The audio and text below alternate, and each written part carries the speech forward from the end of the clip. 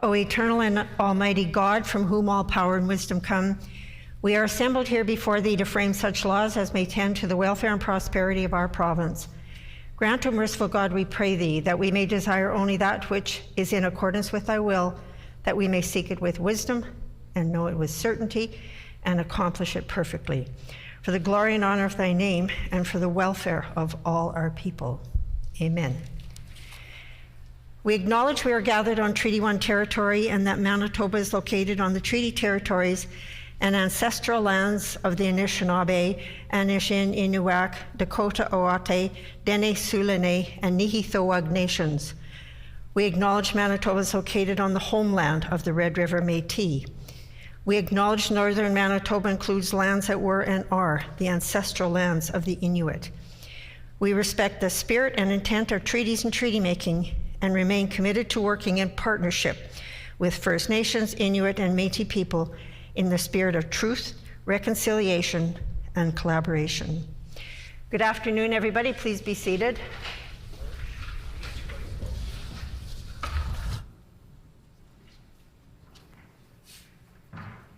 Routine proceedings, introduction of bills.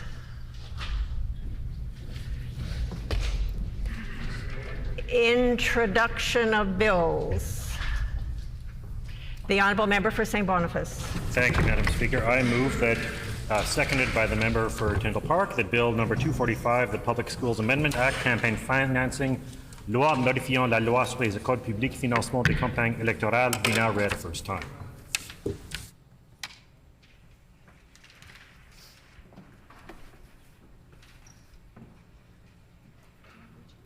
It has been moved by the Honourable Member for St. Boniface, seconded by the Honourable Member for Tyndall Park, that Bill number 245, the Public Schools Amendment Act, Campaign Financing, be now read a first time. The Honourable Member for St. Boniface. Thank you, Madam Speaker. Today I rise to introduce Bill 245, the Public Schools Amendment Act, Campaign Financing.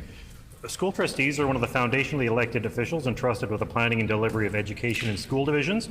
It is concerning when, during the previous municipal election, stories emerged of numerous candidates receiving honorariums and funding from special interest groups, some of whom reside outside the province. Manitoba has some of the weakest campaign finance rules in this regard in the country, and the absence of rules in Manitoba has opened the door for people who aren't even Manitobans to influence our democratic process. Bill 245 will help strengthen trustee campaign finance rules in the interest of transparency, prevent outside influence from special interest groups, and put rules governing financial disclosure on a par with elected officials at the municipal, provincial, and federal levels. I hope for unanimous support from all members of this House. Is it the pleasure of the House to adopt the motion? Agreed? Agreed and so ordered. Committee reports. Tabling of reports. The Honourable Minister of Families. Thank you, Madam Speaker. I'm pleased to table a response to matters taken under advisement from the member for St. John's during Families Committee of Supply on April 20th.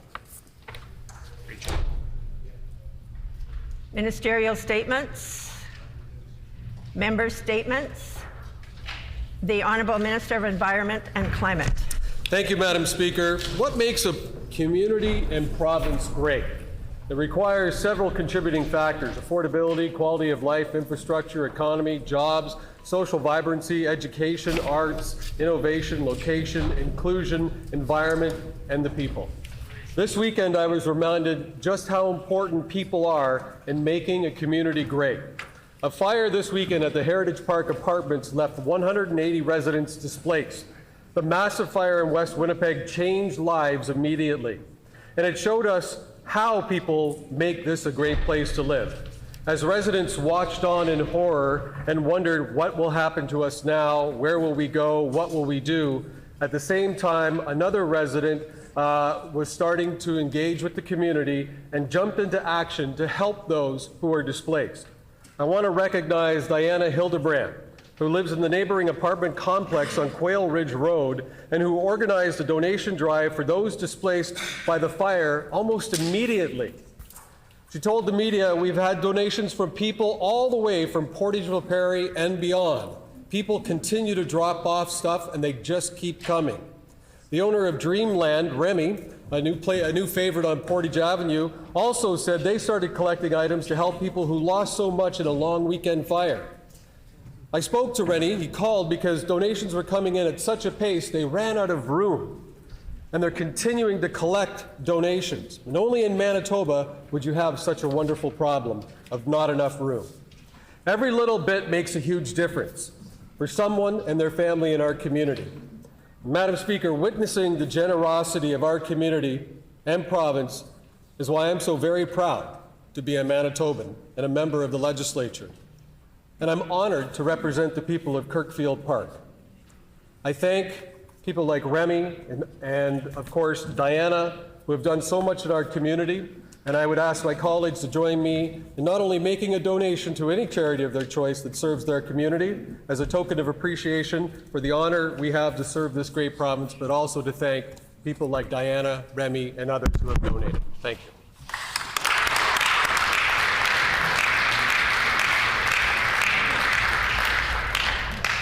The honourable member for Elmwood. Well, thank you, Madam Speaker. Education under the PC government keeps getting worse.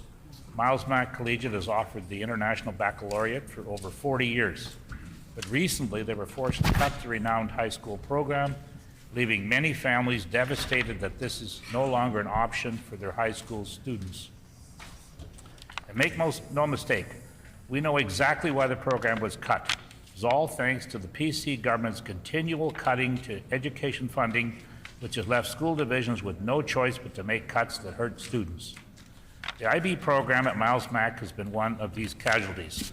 The internationally recognized diploma program was designed for gifted students aged 16 to 19 and gives our community best students access to the top universities worldwide, something the Advanced Placement AP program doesn't do. Our students shouldn't be denied reasonable access to the best universities in the world.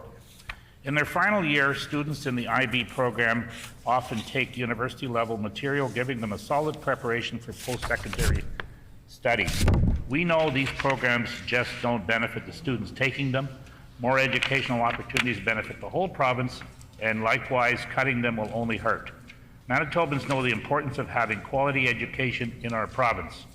Alumni and students of the IB program at Miles Mac have been asking school trustees to reconsider the decision, but without proper funding from this provincial government, that won't be possible. On behalf of all current and future high school students in Manitoba, let's fully restore this program. The PC government formula of cutting education budgets for 8 years, followed by an election year increase, hasn't been enough to save this program.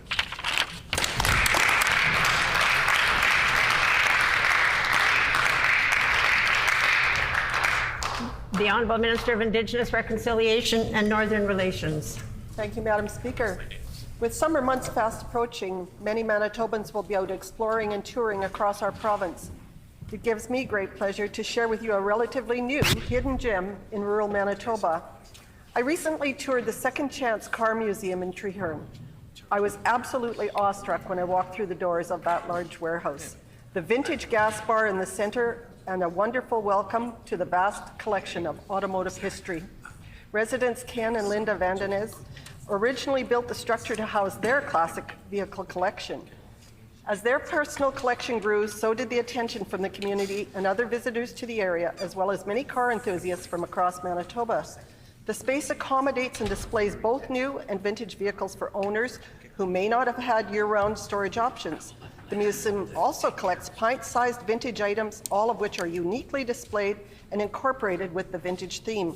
The area also offers a drive-in movie where patrons can sit in a convertible and watch the flick on a big screen.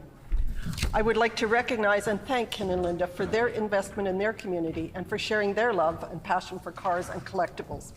This museum brings new life to vintage cars and memorabilia and an opportunity for visitors to explore, enjoy, and reminisce of days gone by.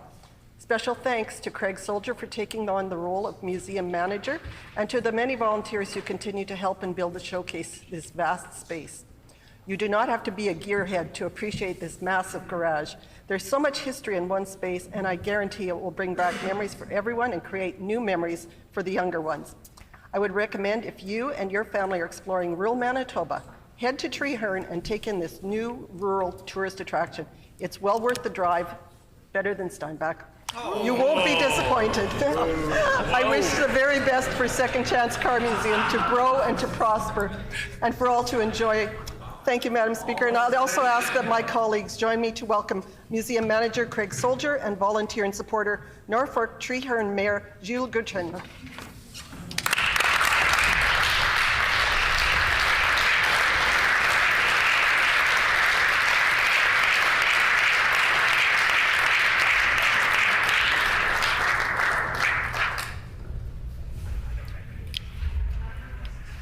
The Honourable Member for St. Vital.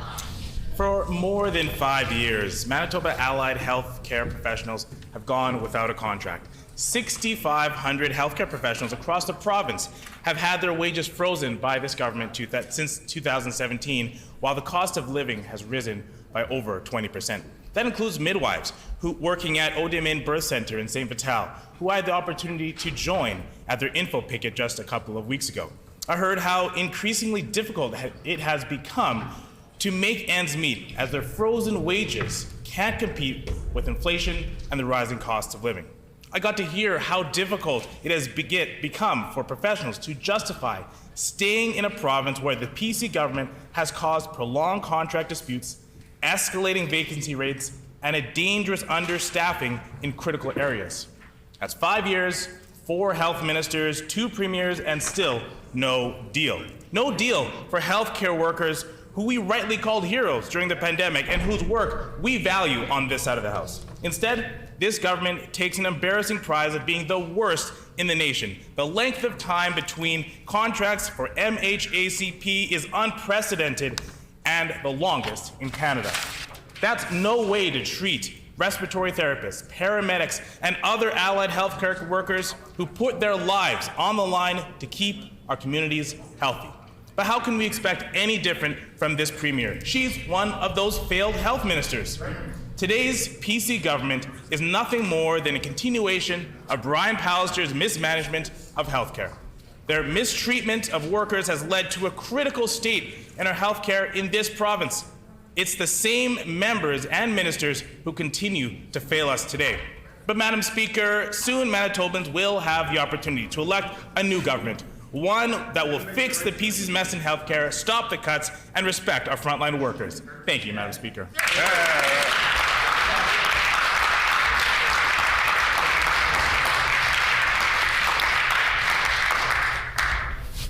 Order, please.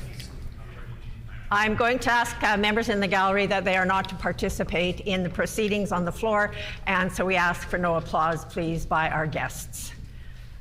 The Honourable Member for Swan River. Thank you, Madam Speaker. The weather is starting to warm up, and with the seasons changing, there are many signs around us. This weekend, I had the chance to witness the trees are starting to bud, and baby rabbits have emerged from the security of their mother. And groups of outdoor enthusiasts are meeting early in the morning before heading out on their adventures. Oh, and I also want to mention the morels are out. I'm proud that our government has made an investment this week to protect and help all 3 of these groups. These trees, baby animals, and all Manitobans will benefit from our historic investment in our provincial parks.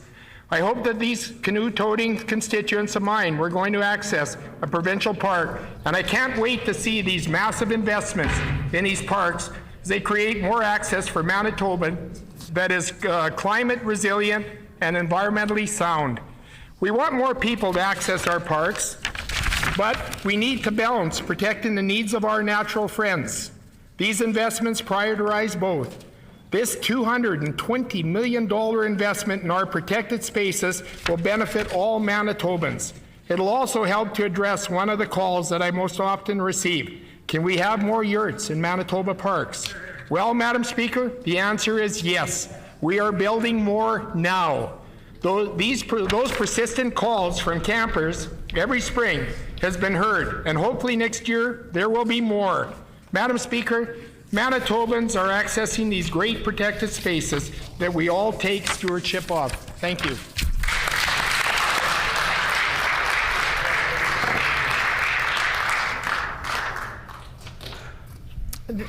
I have some guests in the Speaker's Gallery that I would like to introduce to you today. Seated in the Speaker's Gallery is my husband, Hal Dreger.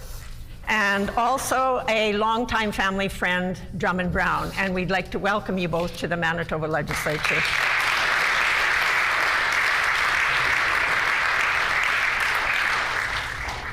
And also, as is our tradition, when our pages are leaving us, we always get to hear a little bit about what they thought about their time here in the legislature. So the person today that we are going to recognize is Elena Varelli. Being selected, and this is her words in writing, being selected as a provincial page for this past year has been an absolute gift. The main thing I have grown appreciation for is the dynamic of life here among the Legislative Assembly. While there are several structural and ceremonial components that are followed, the humor and individual characters of the MLAs, the Speaker, clerks, staff, and fellow pages is all around. So I thank you all. In the following year, I will continue on to my final year at St. Boniface Diocesan High School, maintaining involvement with academics, athletics, and piano. Paging entails a lot of observing, and while this year has been only a glimpse into the colossal thing that is the legislative process, I feel very fortunate to have witnessed it firsthand. I wish all of you the best in your future endeavors, and there's a chance we'll meet again at Folklorama this summer. And I would just like to mention that Elena is joined by her father in the gallery today, Maru, and he is seated in the gallery. So welcome here, and Elena, congratulations and all the best in your future studies.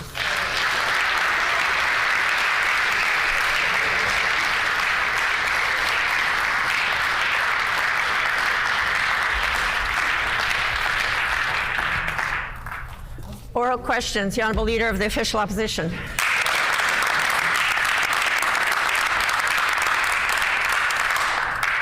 Madam Speaker, new documents show the extent of the crisis at Manitoba Public Insurance under this PC government, and it's costing everybody who drives in this province more money. These documents that I'll table come from a board meeting in November of 2022 where an extension of a contract to McKinsey Consulting was approved. Now, that document hides the amount of money that was paid to Justin Trudeau's favorite consulting firm, McKinsey. We now know that the government approves at the cabinet table contracts that MPI signs off on. Manitobans deserve to know just how much McKinsey was paid because it is impacting your auto pack rates. So will the Premier tell the House today, how much money has she paid to McKinsey Consulting? The Honourable Minister of Justice. Yeah, I appreciate the question from Justin Trudeau's favorite opposition leader in the country, Madam Speaker.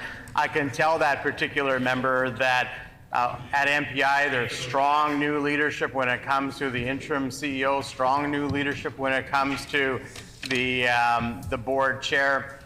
When we look at rates, historically, the rates have been much lower under this government than they ever were under the former NDP government, where they not only had cost problems, but they had issues because they were demanding free Jets tickets for every one of the caucus members in the NDP at that time.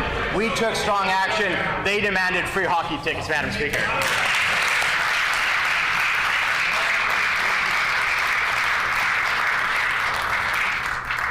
The Honourable Leader of the Official Opposition on a supplementary question. Madam Speaker, Project Nova at Manitoba Public Insurance has gone over budget by $200 million. That's a failure of this minister, of his predecessor, and of this premier. It's the reason why Manitobans had to start paying more for their car insurance on April 1 of this year. Now, another document that I'll share from a board meeting on February 9th, I'll table it, shows that one of the board members asked to approve a payment that was out of scope.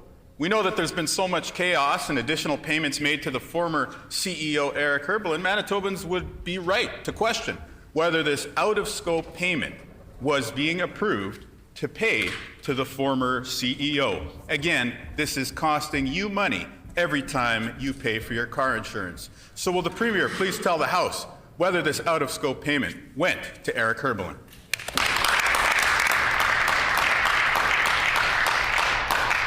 The Honourable Minister of Justice. Of course, not only have rates been historically low under our time of government, there have been historic rebates that have come from Manitoba Public Insurance back to the ratepayers of Manitoba, benefiting really almost every Manitoban who owns a vehicle or licenses a vehicle in the province. But the question that Manitobans should be asking, as addressed by the Leader of the Opposition, is why is it that the former NDP government never addressed the technological issues at MPI in the more than 15 years that they were in government? They did nothing, Madam Speaker. They let this system deteriorate year after year. Their only concern, their biggest concern when they were in government was, how do we get free jet tickets from MPI, Madam Speaker?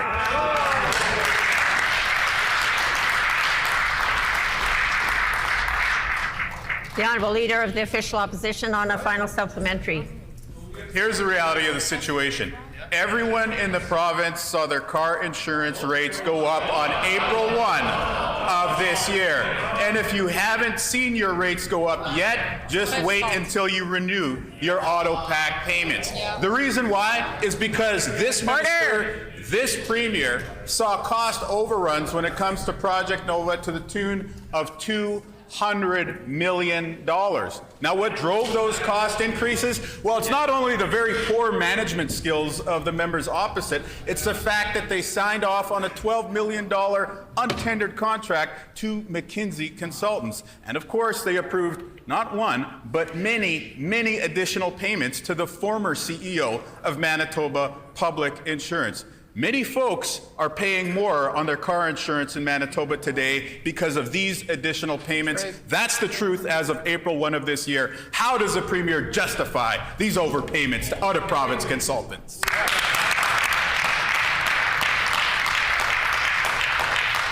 The Honourable Minister of Justice. The truth is that there were dozens and dozens of untendered contracts at MPI under the former NDP government. This government took action.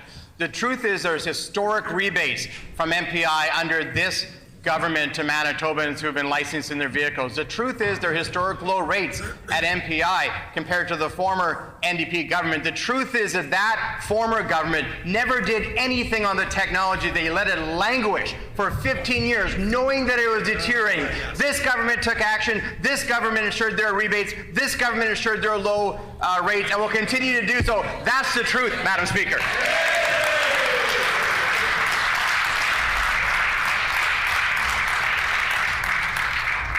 The Honourable Leader of the Official Opposition on a new question. The truth is, this government admitted in this House that they've known about that $200 million over budget for more than 2 years. And the situation continued without any intervention from this government. It's just like the situation in healthcare, where we see them continue to make cuts and cuts and cuts, even though everyone can see that our provincial healthcare system is in crisis. I'll table our documents that we've just received from Shared Health, which show that since the Stephenson government took office 2 years ago, the number of rural paramedics working in Manitoba has been cut by 87 people. Now, when we hear from folks in rural Manitoba who are waiting longer than ever, this is the reason why. How does the Premier justify cutting 87 rural paramedic positions since she took office?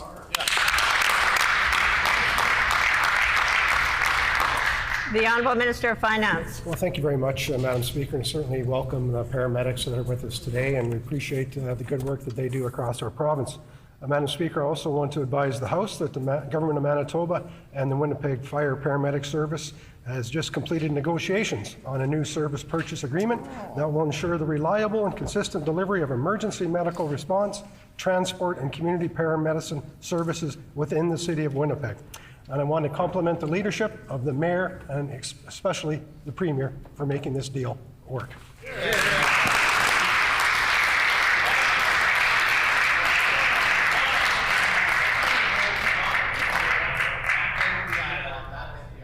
Order.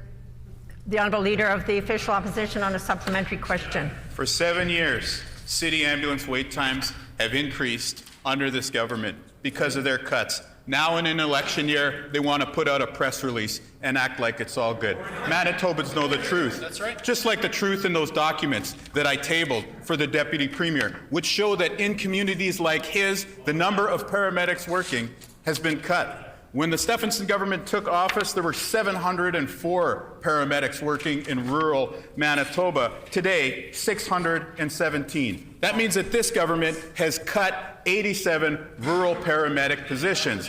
That means that there are fewer people working in communities like Carberry to be able to respond when there are medical emergencies. I hear the member for Lac du Bonny saying that they're cleaning something up. Nobody in Manitoba wants to see fewer paramedics working in rural Manitoba. How does the Premier justify cutting rural paramedic positions while Manitobans are waiting longer for ambulances?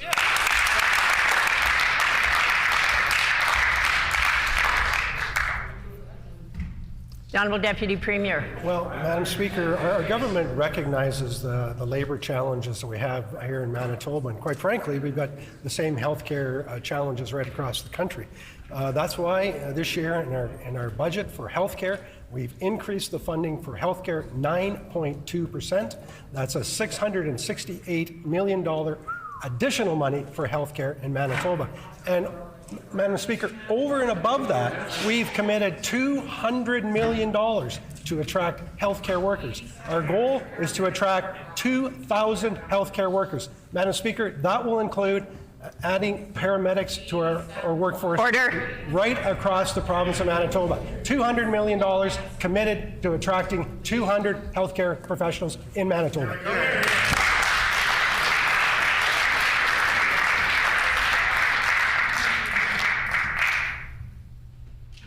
The Honourable Leader of the Official Opposition on a final supplementary.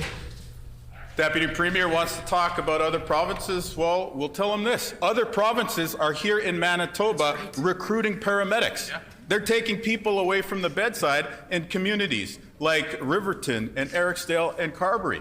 Other provinces are in the game. This government is not only asleep at the wheel, they're actively cutting positions. Shameful. 87 fewer paramedics working in rural Manitoba since the Stephenson government took office. It's undeniable that this government is cutting health care, and it's people in rural Manitoba who are bearing the brunt because they have to wait longer and longer and longer for their ambulance calls to be answered. How does the Premier justify cutting health care in the form of 87 rural paramedic positions cut while the rest of the province is trying to hire away these same people? Yeah.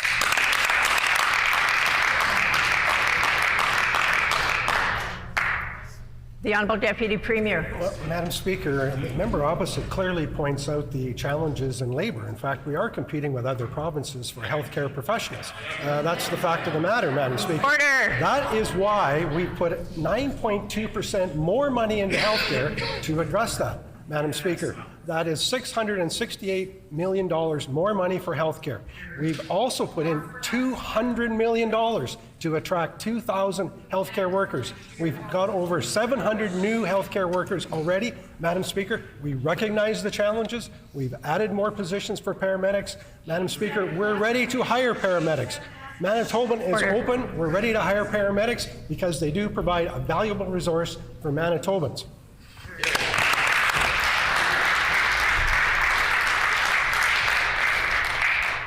Before we proceed, a couple of things. I'm going to give a warning to everybody, and I'm going to start recognizing those that are incessantly heckling and making it difficult for all of us to hear. So I'm going to ask for everybody's cooperation, please. And at this time, I would like to introduce a group to you seated in the public gallery from Horndean Christian Day School, 41 grades 6 to 10 students under the direction of Ben Friesen, and this group is located in the constituency of the Honourable Member for Borderland. And on behalf of all of us here, we welcome you to the Manitoba Legislature.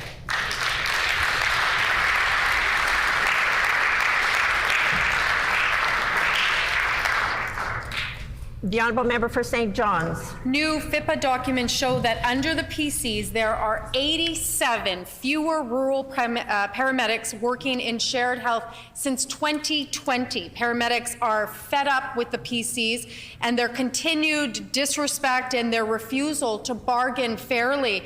MAHCP members, including rural paramedics, have been working without a contract for the past 5 years because the PCs refuse to come to the table and bargain fairly. Rural paramedics are exhausted, Madam Speaker. Can the Premier explain why she has continued to fail to support frontline workers?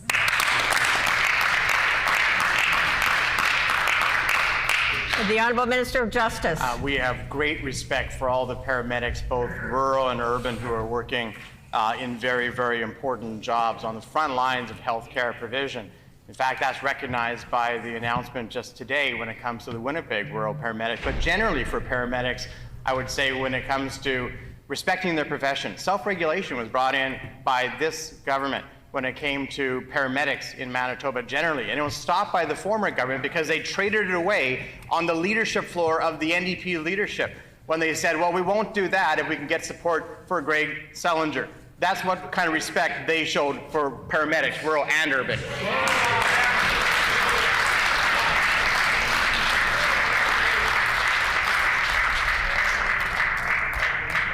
Order. Order. The Honourable Member for St. John's on a supplementary question. Madam Speaker, everybody knows that the PCs have made a mess of healthcare in Manitoba since the day they took office, and nothing makes this more clear than the fact that CP is still waiting for their fair deal from this government after 5 years without a contract. Now we've learned that since 2020, there are 87 fewer rural paramedics in shared health. The PCs have treated paramedics horribly, and they're exhausted. Can the Premier explain why she's failed to support rural paramedics?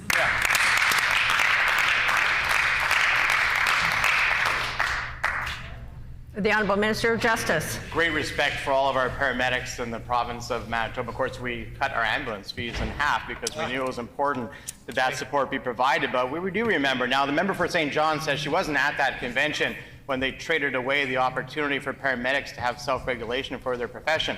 I wonder if the member for Concordia was there. Maybe he can explain to us why, on the floor of a leadership convention, they decided not to provide professional recognition to paramedics in exchange to try to get a leadership candidate elected. That's how they valued paramedics. Has it changed today? I don't think so, but maybe the member for Concordia can tell us.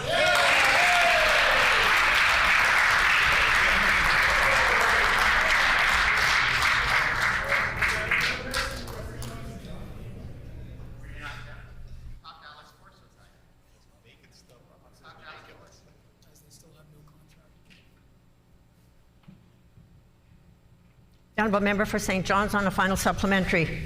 Paramedics play a crucial role in Manitoba's healthcare system.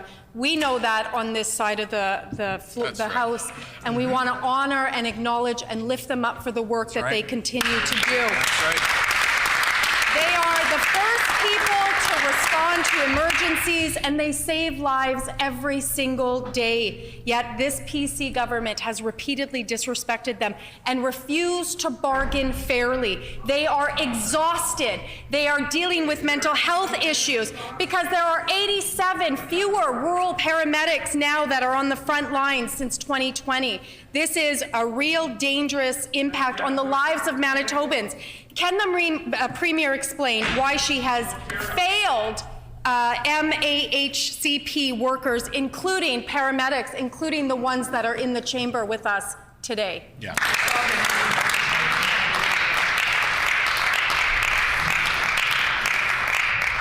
The Honourable Minister of Justice. Appreciate all paramedics and the work that they do, including the ones in the city of Winnipeg today. That was demonstrated by a $51 million funding for them that the opposition voted against yesterday. We appreciate them and demonstrated that by cutting the ambulance fees. We appreciated that by giving them self-regulation to bring them in line with almost every other professional health profession in this province. They begged the former government to do it for years. I was in opposition when they begged them to do it. They came to this government and when we were in government, asked us to do it, and we did it, and they told us the reason why it didn't happen under the former NDP government is because they traded it away on the leadership convention floor, where they apologize today for disrespecting those paramedics for more than 15 years, Madam Speaker.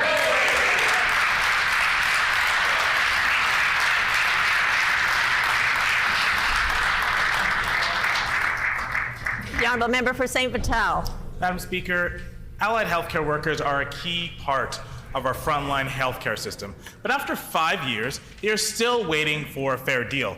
They've rallied outside the legislature and asked this government to treat them fairly, but the PC government just doesn't listen. The minister likes to deflect, say that they're not the employer, but we all know that this government sets the mandate for shared health. So will this government finally listen and step up and ensure that allied healthcare workers get a fair deal? Right on.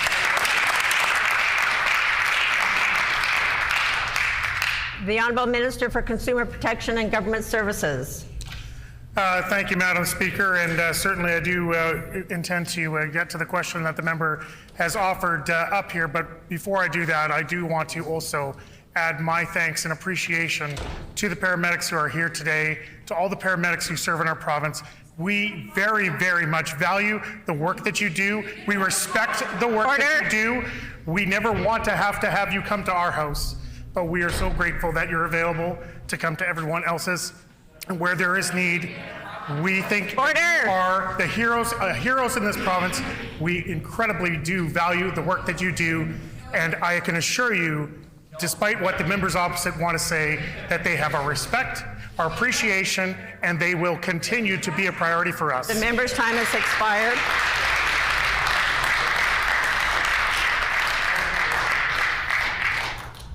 And I am going to have to call the member for St. John's to order, please. The incessant heckling is making it very difficult for business to be conducted on the floor of this House. The Honourable Member for St. Vital on a supplementary question. Madam Speaker, the PC government's wage freeze is making life harder during this cost of living crisis. Rural paramedics, pharmacists, MRI techs, radiation therapists, and 190 other allied healthcare professionals have been waiting for over 5 years for a fair deal. I've spoken with midwives who work in my community, and they've said that they've been waiting under this PC government for 6 years, and they've had their wages freezes during that time. We know that this PC government has cut 87 rural paramedics in just the last 3 years. So enough is enough. Will the PC government take accountability, and will they give allied healthcare workers a fair deal today? Right on, James.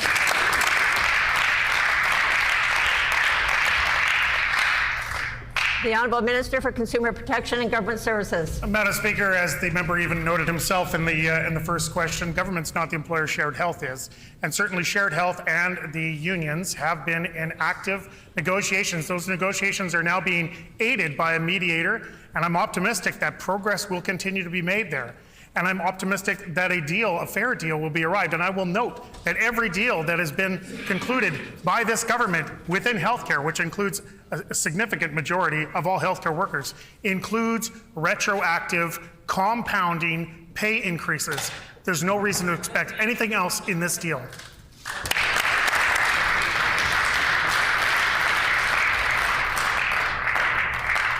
The Honourable Member for St. Vital on a final supplementary.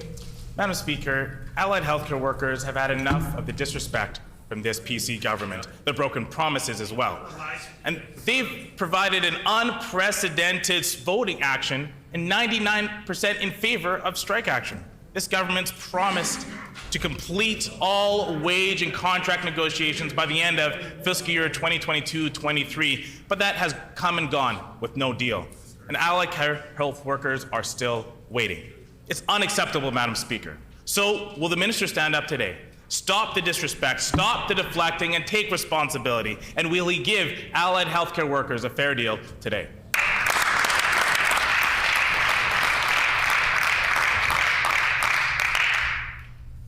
The Honourable Minister for Consumer Protection and Government Services. Well, Madam Speaker, I hope what we're not seeing is a repeat of what happened on the floor of the Leadership Convention with the NDP, where they subjugated the interests of paramedics to their own narrow political interests. Could it be that the NDP are disrupting the bargaining process deliberately because they think it will serve their own political agenda? They don't care about paramedics. They made that very loud and clear by what happened on the floor of the Leadership Convention of the NDP. The only reason that they're speaking up for them now is because they think it'll give them a political advantage. Shame on them.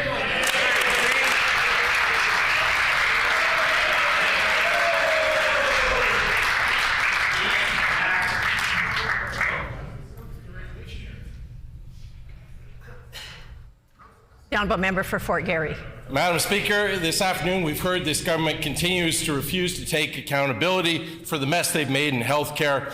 Manitobans know that this government's agenda since day one has been to cut health care and disrespect workers. Freezing the wages of allied health care workers for over 5 years is just one more example of this government's failures.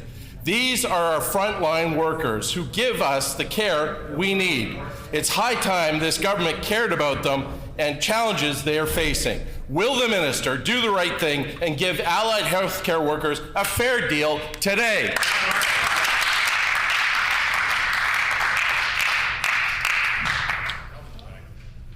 The Honourable Minister of Justice. The member is as wrong in the House as he is at the doorstep when he's giving false information to individuals. This is actually a government that's provided record funding when it comes to healthcare. This is a government that's provided $300 million to ensure that we can recruit, retain, and train individuals into the healthcare field. We know that coming out of a global pandemic, this has been a challenge. It's been a challenge right across the country. But that challenge isn't aided when false information is provided by the member opposite or when they vote against those resources, like they did yesterday when they voted against $300 million to support the healthcare system in Manitoba, Madam Speaker.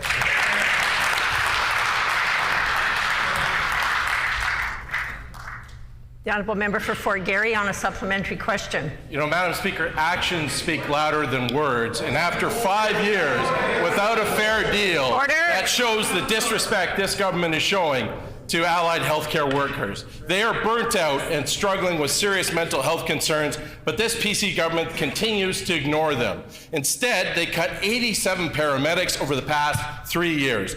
Allied healthcare workers and Manitobans deserve better. Will the PC government give them a fair deal today?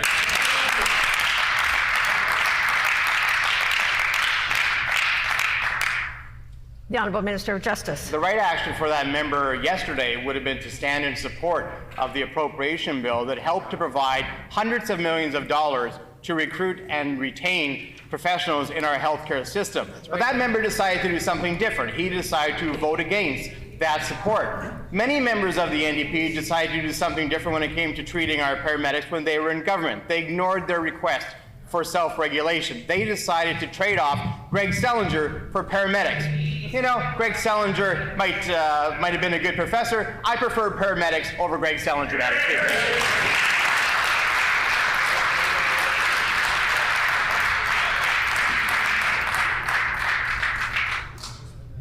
The honourable member for Fort Garry on a final supplementary. You know, Madam Speaker, we're going to have an election this fall, and the choice between Manitobans is very clear.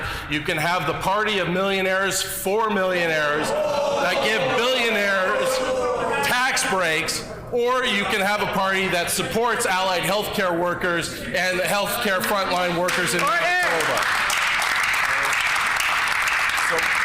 Allied healthcare workers are burnt out and they're dealing with serious mental health concerns, but this government is prolonging their suffering by refusing to give them a fair deal. Will the PC government finally take accountability for the consequences of their inaction and give allied healthcare workers a fair deal?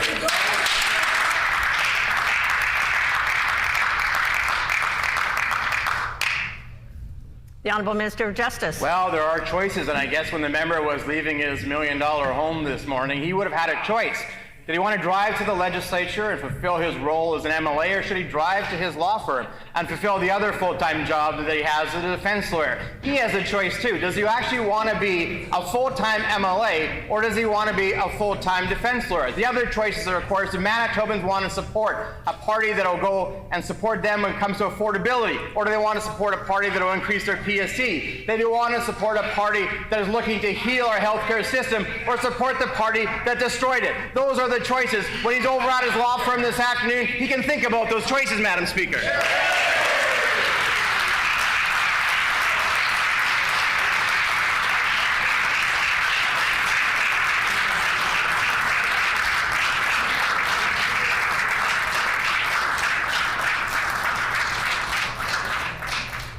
The honourable member for Union Station.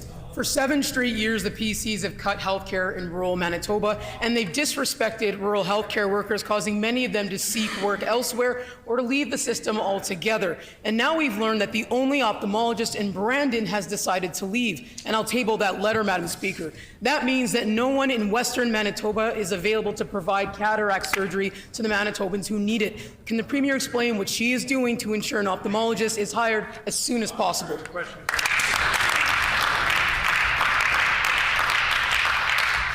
The Honourable Minister of Justice. Well, there's no question, Madam Speaker. I'm sure that the Health Minister will be seized with this issue and looking at it very closely. But we also know, Madam Speaker, that the opposition member voted against $300 million to recruit and retain individuals in professions like the one she's describing. I do want to say I did receive sad news this morning.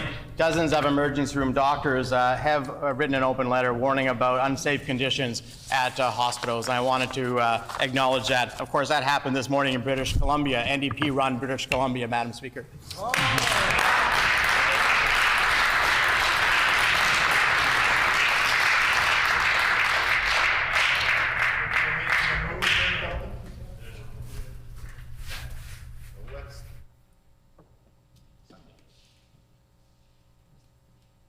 The Honourable Member for Union Station on a supplementary question. I'd advise the minister to use the correct pronouns when addressing me. And I'd like to go back to this question because it's really important. You know, we've learned that the only doctor providing that kind of care, cataract surgeries in Brandon, is leaving, Madam Speaker. That means that Manitobans in Brandon and the Westman will have to continue to wait for the surgeries they need with no actual end date in sight as to when they'll get care. That means the wait list is only going to continue to grow. The Premier needs to take urgent action and ensure this service remains available for those living in the Westman. Can the Premier explain what action she's taking to immediately address this concern?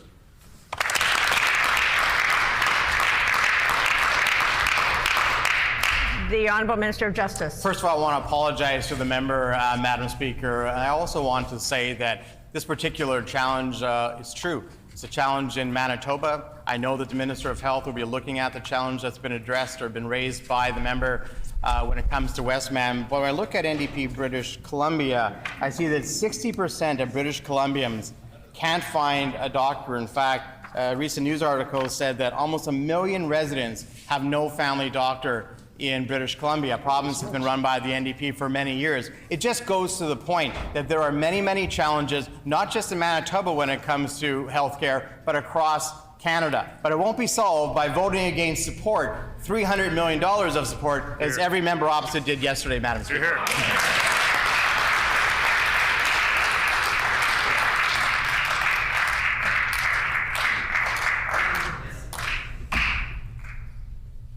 The Honourable Member for Union Station on a final supplementary. The PCs have a serious issue and a pattern with cutting healthcare in rural Manitoba, and they have a pattern of failing to support the healthcare workers who work in rural Manitoba. For years, they've cut the services that Manitobans depend on. They've closed ERs led by that minister, and they refuse to fill vacancies. And now we've learned that Brandon's only doctor that does cataract surgeries is leaving. That's a huge blow to not only Brandon, but Westman as a whole. And it's a blow to the Manitobans who continue to wait for the cataract surgeries that they need. Can the Premier explain what action she's taking to ensure a cataract surgeon is hired in Brandon as soon as possible?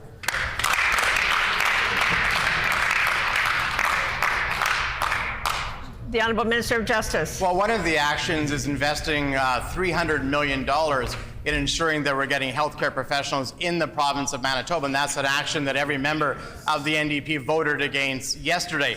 I know the member might not remember, but there was a time when the NDP were in government, and they drove around Manitoba deciding which hospitals to close. Of course, they said, well, it's just temporary for maybe 1 year, 2 years, turn into 5 years, then 10 years, 15 years. They temporarily, well, they really closed dozens of hospitals, more than 20 hospitals around rural Manitoba. That's the respect that they showed to Manitobans when they were in government. Maybe that's why when they were in government, the media reported, maybe that, I know they don't want to hear the truth, Madam Speaker, but that's why the media reported when they were in government there was a full system failure when it came to healthcare, Madam Speaker, when they were in government.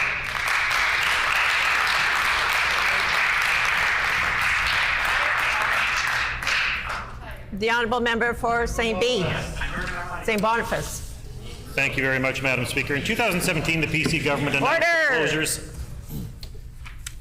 In 2017, the PC government announced the closures of 18 ambulance stations across rural Manitoba based on a 2013 NDP plan they pulled off the shelf. At the time, I attended a town hall in Rossburn, one of the targeted communities, and folks from this government assured residents there'd be no problem because advanced care paramedics would take over. That never happened because the government never funded the positions. Paramedics in rural Manitoba spend more time with patients in their ambulances, deliver a wider range of medications, all while they're short-staffed and are paid $10 less an hour than in Winnipeg. And they haven't had a contract for 5 years. Other provinces are happy to pay more. This is all sending a clear message to rural paramedics. Leave Manitoba. What is this government going to do to address these issues immediately and make it clear we value them and want them to stay? The Honourable Minister of Justice. Well, we start by indicating, of course, that we do value paramedics, all paramedics, those in Winnipeg, those in rural Manitoba. We value the work that they do and the service they provide by cutting the fees, of course, that those who are using those services had to pay that were double under the former NDP government. We show them value by recognizing their profession as the professionals that they truly are. We know that there are challenges across the healthcare systems of Canada, right across this country. But we're investing in ensuring that we're getting healthcare professionals. We'll continue to do that hard work, and we'll do it in partnerships with the paramedics that we value greatly, Madam Speaker.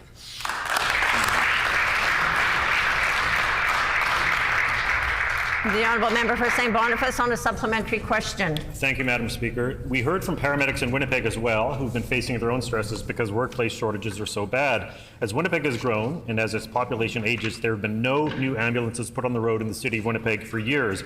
We heard directly from paramedics who were in life-threatening situations where they could get no backup or were severely assaulted. Order.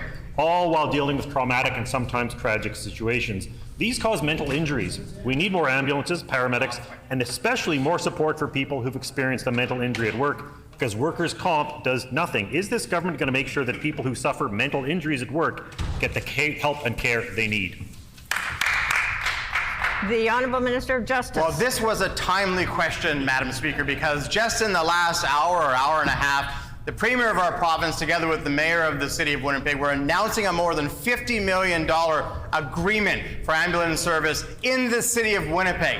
That agreement also included an additional 2 ambulances, which will be available, along with a number of other important services, Madam Speaker. Ironically, the funds for that agreement, which were announced today, were voted against by the Liberal caucus yesterday, Madam Speaker.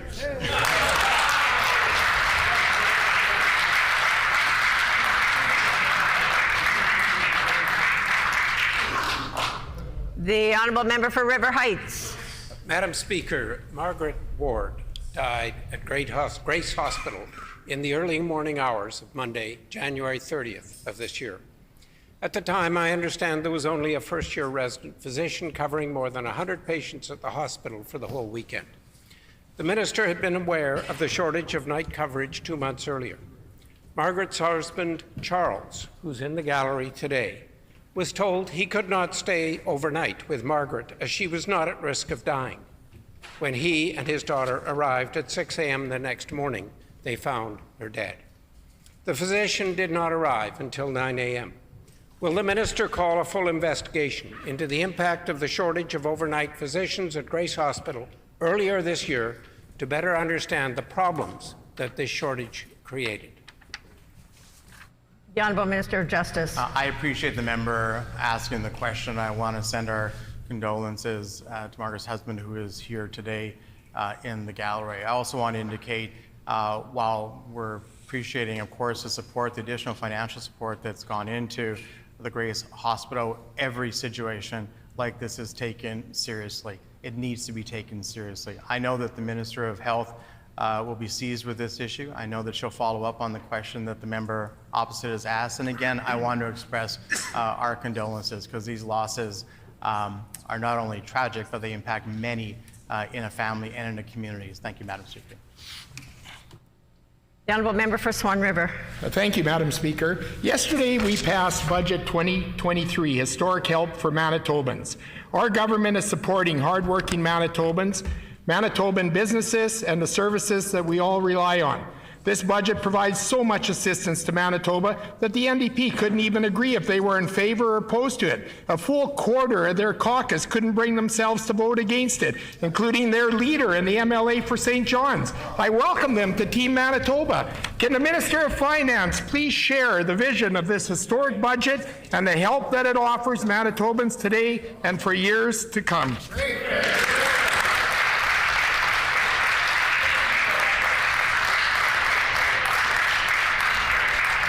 The Honourable Minister of Finance.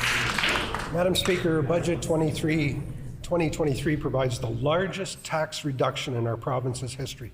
As a result of our historic reductions to personal income tax, Manitobans will be saving another $1,250 each year. Madam Speaker, we believe Manitobans should keep more of their hard-earned money.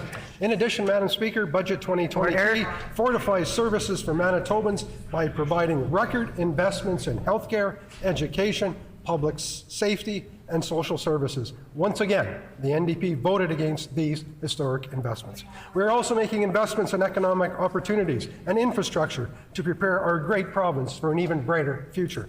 Madam Speaker, historic investments in Manitoba for Manitobans.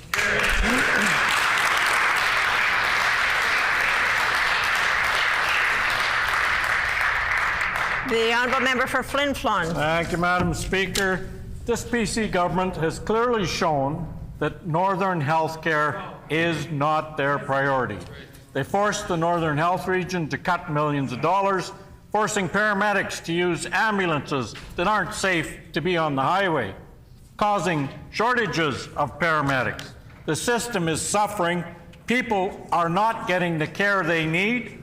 Will the minister commit to stopping the cuts, properly funding Northern Health Care so that Northern Manitobans can get the health care they need?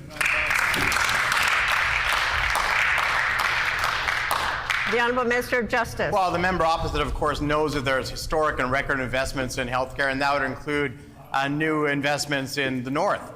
Madam Speaker, I know even many years ago he didn't want to acknowledge a new emergency room at Flin Flon, I believe in his own home community. He didn't want to talk about that because it didn't seem important to him at the time. But there have been many other investments in the north, Madam Speaker. We recognize that, like all places in Canada, it is a challenge to recruit and retain individuals in healthcare, but we are providing more than $300 million in support to do exactly that. Something the member opposite, I'm not sure if he was here or not yesterday, but I think he actually voted against it, like the other two-thirds of his caucus, Madam Speaker.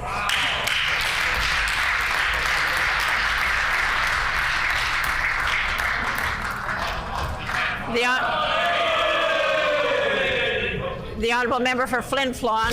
Thank you, Madam On a Speaker. supplementary question.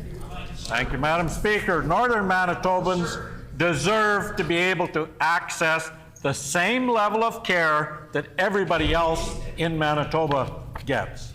But this PC government's cuts and mismanagement are making that impossible.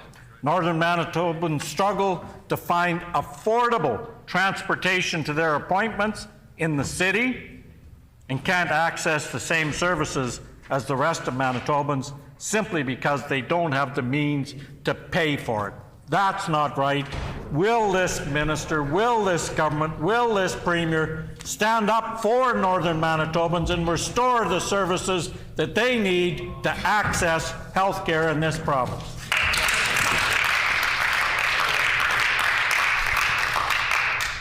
Just a caution to the member that when making reference to people's absence or presence in the chamber, that is not one of the opportunities we provide. And so I would caution members, I would caution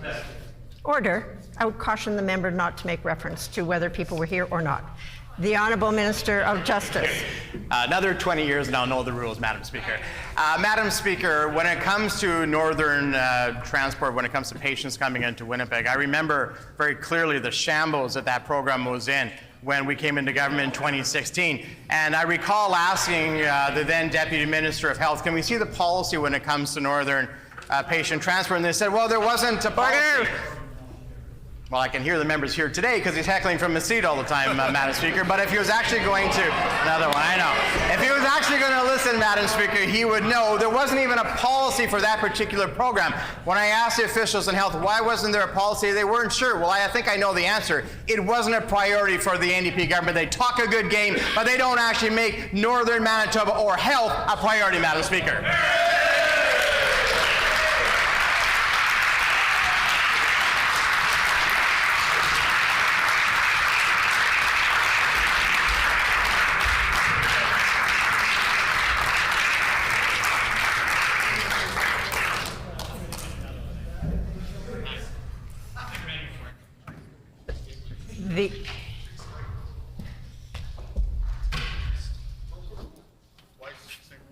Order, please.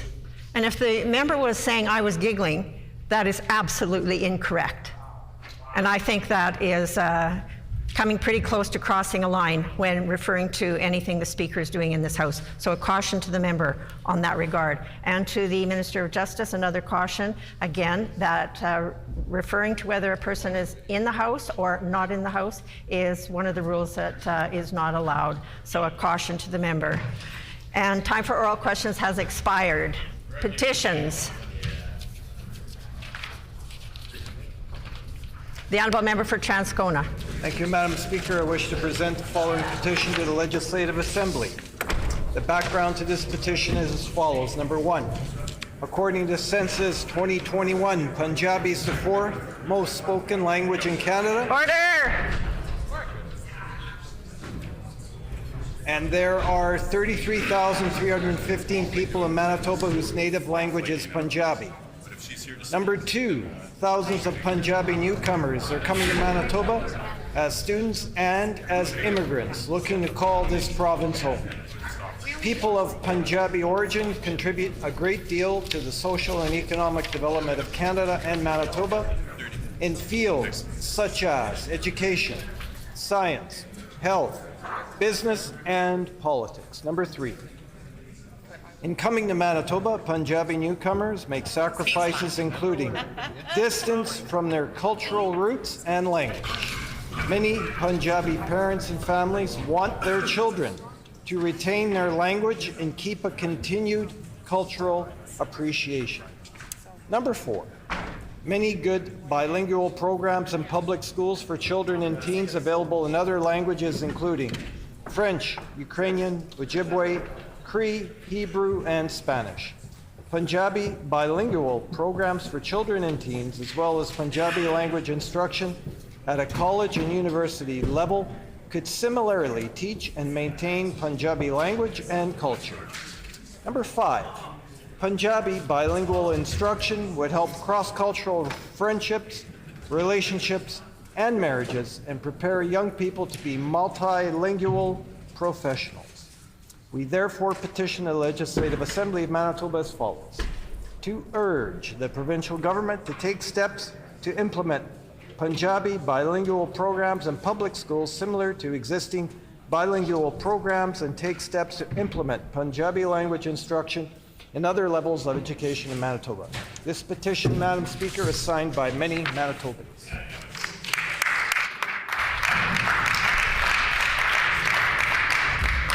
In accordance with our Rule 133, bracket 6, when petitions are read, they are deemed to be received by the House. The Honourable Member for Elmwood. Thank you, Madam Speaker. I wish to present the following petition to the Legislative Assembly. The background of this petition is as follows. Number 1, over 25,000 vehicles per day cross the Louise Bridge, which has served as a vital link for vehicular traffic between Northeast Winnipeg and the downtown for the last 112 years. Number 2, the current structure will undoubtedly be declared unsafe in a few years as it has deteriorated extensively and is now functionally obsolete, therefore more subject to more frequent unplanned repairs and cannot be widened to accommodate future traffic capacity. Number 3, as far back as 2008, the City of Winnipeg City has studied where the new replacement bridge should be situated. Number 4, after including the bridge replacement in the city's 5-year capital budget forecast in 2009, the new bridge became a short-term construction priority in the city's transportation master plan of 2011. Number 5, city capital and budget plans identified replacement of the Louise Bridge on a site just east of the bridge and expropriated homes there on the south side of Narren Avenue in anticipation of a 2015 start. Number 6, in 2014, the new city administration did not make use of available federal infrastructure funds. Number 7, the new Louise Bridge Committee began its campaign to demand a new bridge, and its surveys confirmed that residents wanted a new bridge beside the current bridge, with the old bridge kept open for local traffic. Number 8, the NDP provincial government signaled its firm commitment to partner with the city on replacing the Louise Bridge in its 2015 throne speech. Unfortunately, provincial infrastructure initiatives such as the new Louise Bridge came to a halt with the election of the Progressive Conservative government in 2016. Number 9, more recently, the city tethered the Louise Bridge replacement issue to its new transportation master plan and East Corridor project. Its recommendations have now identified the location of the new bridge to be placed just to the west of the current bridge, not to the east as originally proposed. Number 10, the city expropriation process has begun. The $6.35 million street upgrade of Narren Avenue from Watt Street to the 112-year-old bridge is complete. Number 11, the new city administration has delayed the decision on the Louise Bridge for at least a year, possibly up to 10 years, unless the province steps in on behalf of Northeast Winnipeg residents and completes this overdue link. Number 12, the Premier has a duty to direct the provincial government to provide financial assistance to the city so it can complete this long overdue vital link to Northeast Winnipeg and Transcona. We petition the Legislative Assembly of Manitoba as follows. Number 1, to urge the Premier to financially assist the City of Winnipeg to build this 3-lane bridge in each direction to maintain this vital link between Northeast Winnipeg, Transcona, and the downtown. Number 2, to urge the provincial government to recommend that the City of Winnipeg keep the old bridge fully open to traffic while the new bridge is under construction. And number 3, to urge the provincial government to consider the feasibility of keeping the old bridge open for active transportation in the future. Petition signed by many, many Manitobans.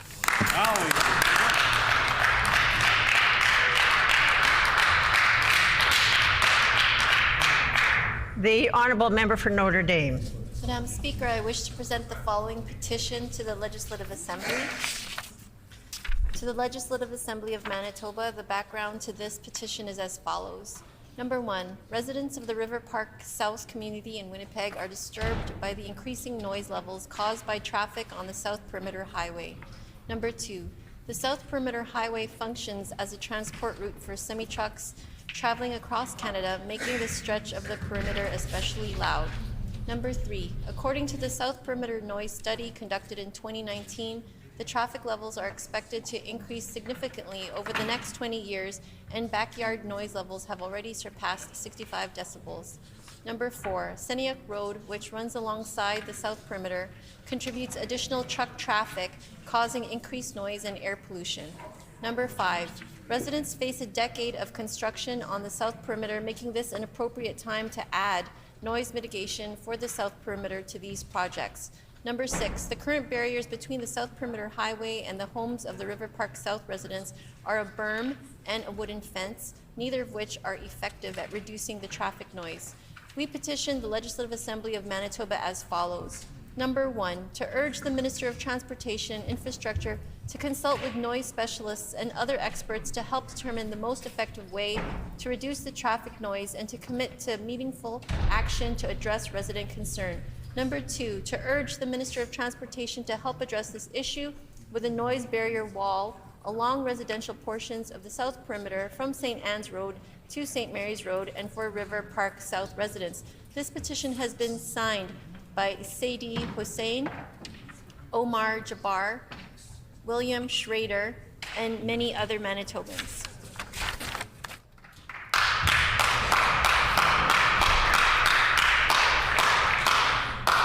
Grievances? Orders of the day, government business, the Honourable Government House Leader. Thank you, Madam Speaker. I will have a couple of leave requests as well, but for this afternoon's business, could you please call second reading on Bill number 43 and Bill number 40, and then resume second reading debate on Bill number 22 and 222 and 227, and then call for second reading Bill number 241, 233, and 244. If those previous private members' bills pass, could you then move to Committee of the Whole to consider Bill 231, 235, 239, 229, 240, 242, 227, 241, 233, and 244. It has been announced that the House will consider the following business this afternoon. Second reading of Bills 43 and 40, to be followed by resuming debate on Bills 222 and 227. Second reading of Bills 241, 233, and 244. And if all of that passes, to go to Committee of the Whole to consider the following bills: 231, 235, 239, 229, 240, 242, 227, 241, 233, and 244. I will now call the Honourable Government House Leader on a leave request. Yeah, thank you very much, Madam Speaker. Could you canvass the House for leave to not see the clock today until all the business which I've just listed and you've repeated has concluded? Is there leave to not see the clock today until all the business in which the Government House Leader has just identified has been concluded? Agreed? Leave has been granted. The Honourable Government House Leader. Last leave request, I believe, Madam Speaker. Is there leave to waive Rule 92(7) so the Bill 222, if it passes second reading today, and Bill 238 can be sent to the Standing Committee on Social and Economic Development meeting scheduled for tomorrow evening, despite there being presenters registered to speak to these bills? Is there leave to waive Rule 92(7) so that Bill 222, if it passes second reading today, and Bill 238 can be sent to the Standing Committee on Social and Economic Development meeting scheduled for tomorrow evening? Is there leave? Leave has been granted. I will therefore call second reading of Bill number 43, the Provincial Offences Amendment Act 2. The Honourable Minister of Justice. Thank you, Madam Speaker. I move, seconded by the Minister responsible for seniors, that Bill number 43, the Provincial Offences Amendment Act 2, be now read a second time and be referred to a committee of this House.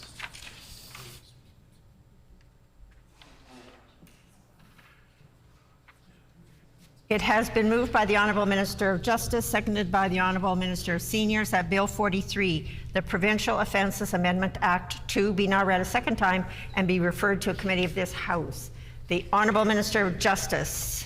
Thank you, Madam Speaker. The proposed amendments to the Provincial Offences Act would enable First Nations to have contraventions of First Nations laws dealt with under the Act. In particular, the proposed amendments allow law enforcement to issue a ticket which can be dealt with administratively and will provide additional enforcement options for First Nations to collect unpaid fines. These proposed amendments have been requested by MKO, an Indigenous organization that advocates on behalf of 26 Northern First Nations communities. Currently, charges under First Nations law can only be laid using a long-form information, which, in comparison with a ticketing regime, includes more steps for laying the charge and enforcement. With the ticketing regime, law enforcement are not required to appear before a justice in order to issue a ticket. Instead, law enforcement can issue a ticket on the spot. There is also a more efficient administrative process to enforce and resolve tickets which does not require an appearance before a justice. These amendments will make the enforcement of First Nations laws more efficient, which also effectively enhances and supports compliance of public safety in First Nations communities. Additionally, the use of tickets to enforce First Nations laws can reduce the burden on the court system, which includes minimizing delay. The amendments provide individual First Nations a choice. They do not require First Nations to use the ticketing regime set out in the Provincial Offences Act. Instead, it allows individual First Nations to adopt the regime by incorporating into their laws if they determine it is best for their communities. The amendments do not affect who enforces or prosecutes offences under First Nations bylaws. First Nations safety officers appointed under the Police Services Act would be deemed enforcement officers and will have a role in enforcing First Nations laws through the ticketing regime. Similarly, the Attorney General of Canada would be deemed a prosecutor under the Act and will continue to have the ability to prosecute the offences under First Nation bylaws. First Nations will be responsible for collecting unpaid fines. We have heard from MKO that the ability to use the Provincial Offences Act ticketing regime to enforce First Nations laws will streamline the enforcement of First Nations laws, assist with their enforcement and prosecution, and ultimately help communities become safer and healthier. Additionally, Madam Speaker, I would add this was recently adopted in a similar form in the province of Saskatchewan. Thank you very much, Madam Speaker. A question period of up to 15 minutes will be held. Questions may be addressed to the minister by any opposition or independent member in the following sequence. First question by the official opposition critic or designate. Subsequent questions asked by critics or designates from other recognized opposition parties. Subsequent questions asked by each independent member. Remaining questions asked by any opposition members. And no question or answer shall exceed 45 seconds. The Honourable Member for Concordia. Madam Speaker, the Minister spoke about some of the consultation that was done. Of course, MKO. Could he flesh that out? What other Indigenous organizations, First Nations, did he consult with in preparing this bill? The Honourable Minister of Justice. The member is correct that the lead advocate for this has been MKO. There have been other Grand Chiefs who've indicated that this might be a helpful option for them, but of course it's only an option. They don't need to go under this particular regime if they choose to stay under the current ticketing regime that they are under, but certainly for MKO and for others, they believe it's an important an advancement in providing safety on their communities. The Honourable Member for Tyndall Park. Thank you, Madam Speaker, and I'd like to thank the Minister for bringing forward this legislation. I was hoping that the Minister could speak a little bit to the process, just how a First Nation would go about choosing to opt into the new provisions under this Act. The Honourable Minister of Justice. First Nations would have to make a conscious and documented decision to come under this particular Act. Currently, right now, I think the member will know that it's a long-form ticketing process which is very administratively difficult. And for certain First Nations communities, they've been indicating that it's difficult to enforce certain bylaws on their in their communities that would provide safety and deal with some important issues where they're finding that certain substances and others are coming onto their communities and causing issues. So it would be an administratively easier process coming under the provincial ticketing scheme.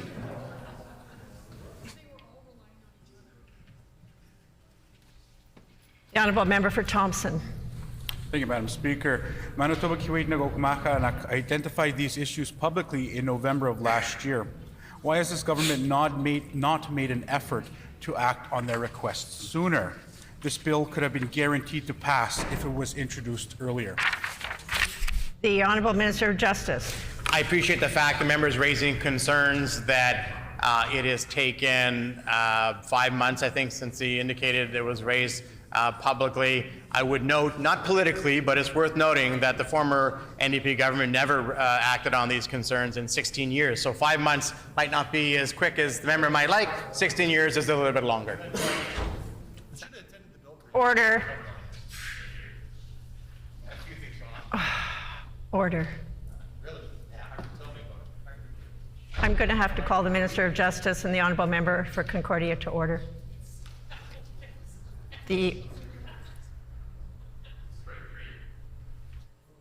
And I can add more to that if we get to that point. The Honourable Member for Kiwetinoong. Thank you, Madam Speaker. There's always an issue when we come to First Nation politics with the on-reserve versus off-reserve, federal responsibility, provincial responsibility. So I'm wondering if the minister has met with the federal government on this issue and if there's any kind of prospective issues that may be arising from the jurisdictional issues between on-reserve versus off-reserve. The Honourable Minister of Justice. Well, it's a good question, and actually, I think maybe an equally efficient process would have been had the federal government, and there was talk about the federal government stepping in with their own regime that would have been simpler and more efficient for those on First Nations. In fact, that would have been my hope, that the federal government would have done that, but I wasn't prepared to wait for them to act because there was no indication if they would actually act on that in months or years, and so we responded to MKO's request by doing this provincially as opposed to waiting for the federal government to act.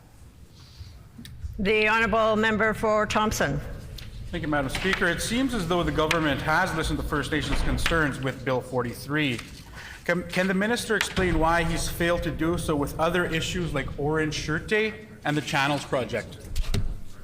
The Honourable Minister of Justice. I think if the member opposite looked a little bit deeper, and I respect he's got close connections, of course, within his community, but on many different issues when it comes to the Indigenous community in Manitoba, this government has worked in partnership with them, whether that's treaty land entitlement, which has been very significant under this government, or this particular issue. When it comes to the Department of Justice generally, I would say there's been many, many initiatives, including healing lodges that are being built in provincial institutions that never happened under the former government. That's not a criticism, it's just a reality that this government is acting where others didn't in the past. Are there any further questions? The floor is open for debate. The Honourable Member for Thompson.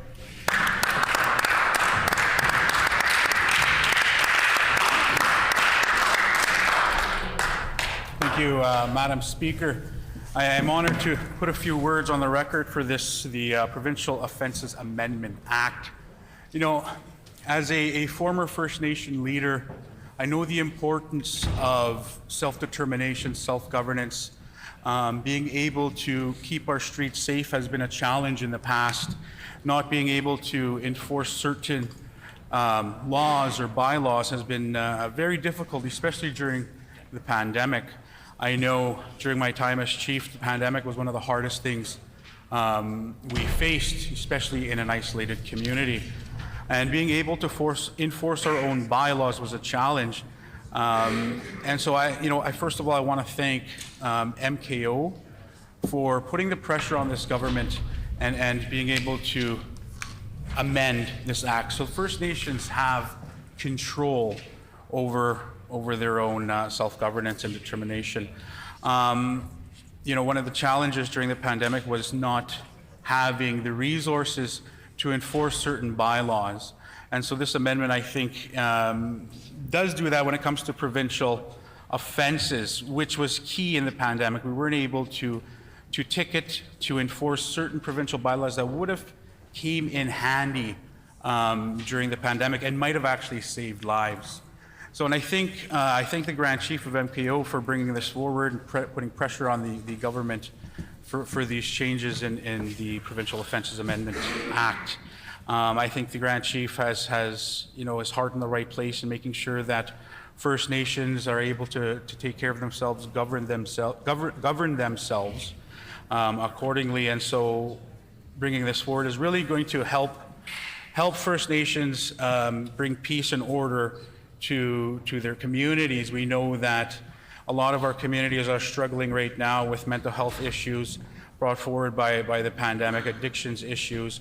So being able to enforce certain bylaws are definitely going to help address those issues. I do want to say that one of the issues my community faced and continues to face is the fact that we're not able to search luggage coming through the airlines. And so in the past, this is something we were able to do, and we were able to stop a lot of drugs coming into the community, drugs, paraphernalia, things that weren't allowed in the community. Unfortunately, this government put a stop to that. And once that happened, we've seen a huge influx in narcotics and all kinds of other bad stuff. And so this is something that I'd like to see the provincial government reverse their stance on, so that First Nations are able to search luggage coming through our airports. A lot of our communities are isolated communities. So there's only one way in or out of these communities, and that's through the provincial run airport. And so I was very disheartened when I got the letter as chief saying, hey, you know what? You're no longer allowed to search luggage coming through. And you know, that really made situations worse. So when it comes to the Provincial Offences Amendment Act, I think this is going to be able to give us a little more authority. But again, when it comes to searching luggage, I think that this is something I'm requesting the government to reverse their stance on. With those few words, I will yield my time. Thank you.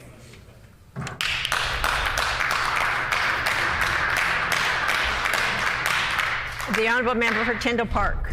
Thank you, Madam Speaker, and I'm glad to have the opportunity to rise this afternoon and just speak briefly here to Bill 43, the Provincial Offences Amendment Act. We're very happy to see the support that has been shown and demonstrated in the creation of this legislation. We've heard about and we see the big role that MKO has played in the legislation, and they have worked with the province to develop amendments to the Provincial Offences Act to allow for a more efficient enforcement of First Nations laws. Madam Speaker, it's important that we mention, and my colleague from Thompson actually mentioned this as well, how in last November, MKO held a Chiefs Assembly on justice and policing where part of the issue revolves around local police enforcement of First Nations bylaws. And while this legislation is important to allow for First Nations jurisdictions of law enforcement, we need to take this a step further and address this chronic underfunding of their First Nations safety officers program, Madam Speaker. With respect to Bill 43, it is a positive step, a good piece of legislation, and people within their communities know them the best, and it's a healthy approach to extend resources to those who are able to make decisions, in this case, ticketing officers.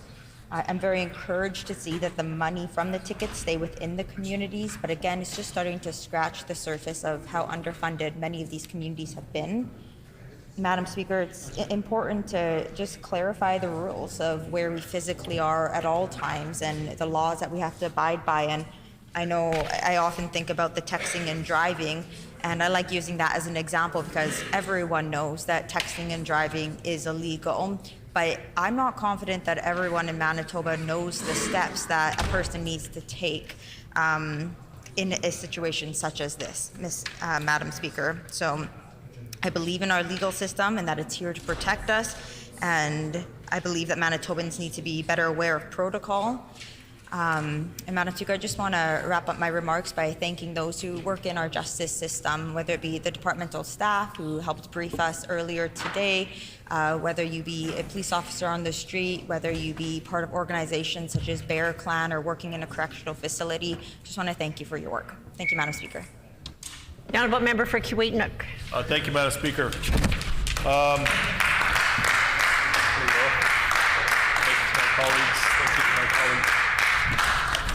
Thanks, Madam Speaker, for a chance to share a few words for the Provincial Offences Amendment Act.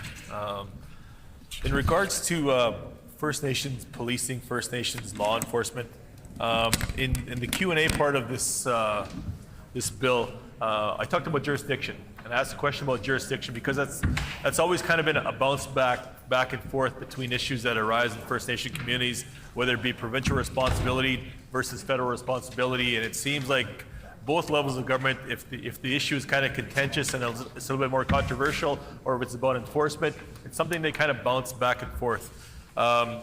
So that being said, understanding that MKO was a significant contributor to the content of this bill, to drafting kind of the narrative of this bill, and I applaud them for those efforts. Another part of the questions were asked exactly who else was maybe consulted on this bill, because while this affects MKO communities, it also affects communities in the south, communities in the central part of Manitoba. So I think that was a legitimate and fair question to ask, exactly who was all consulted, because this law, in fact, would affect all communities here in Manitoba, all First Nation communities in Manitoba. And it's a positive step, but like many other things that are brought forward, it's a step. It's not necessarily the solution, but it is a step in the right direction. So when I refer to the jurisdictional aspect of the questions, there's a lot of communities that are unsure. Even within the communities, they're unsure exactly what happens when there's enforcement, whether it be from RCMP, from bylaw officers, from their local communities, from their First Nation Police Safety Officer program.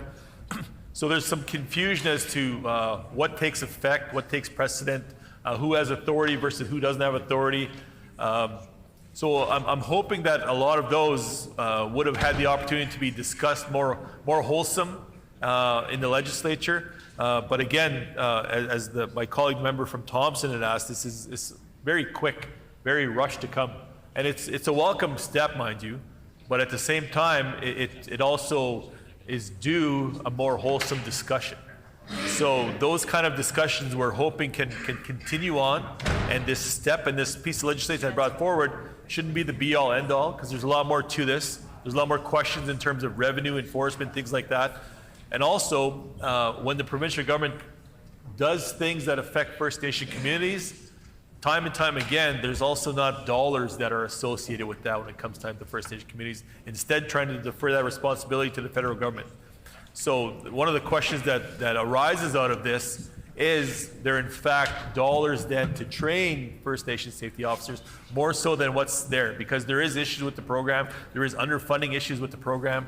So now if you're going to potentially lean on and count on those individuals in those communities to play a more enhanced role, I think there also should be enhanced dollars contributed to that as well. And if not, then there needs to be clarification as to exactly why that is and what everybody's role may be.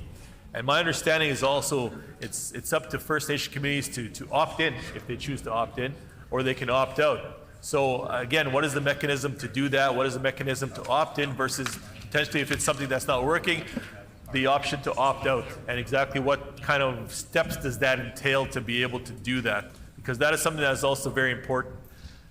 So another thing that's very significant as part of this too is in fact First Nations having their own bylaws in place. And whether or not they're enforceable bylaws, whether or not they've done through all the steps, because every community is different. Every community has different enacting bylaws and different ways to enact their own bylaws and to enforce their own bylaws. So again, is there going to be a kind of a standard practice to be able to bring those forward? Or what does the First Nation community have to do to actually become recognized in this as a community to quote unquote opt into the program? Then do they have to have a certain standard of bylaw certification to be able to do that? Or do they have to go through, again, the federal government to be able to do that, because this is potentially an on-reserve issue with federal responsibility?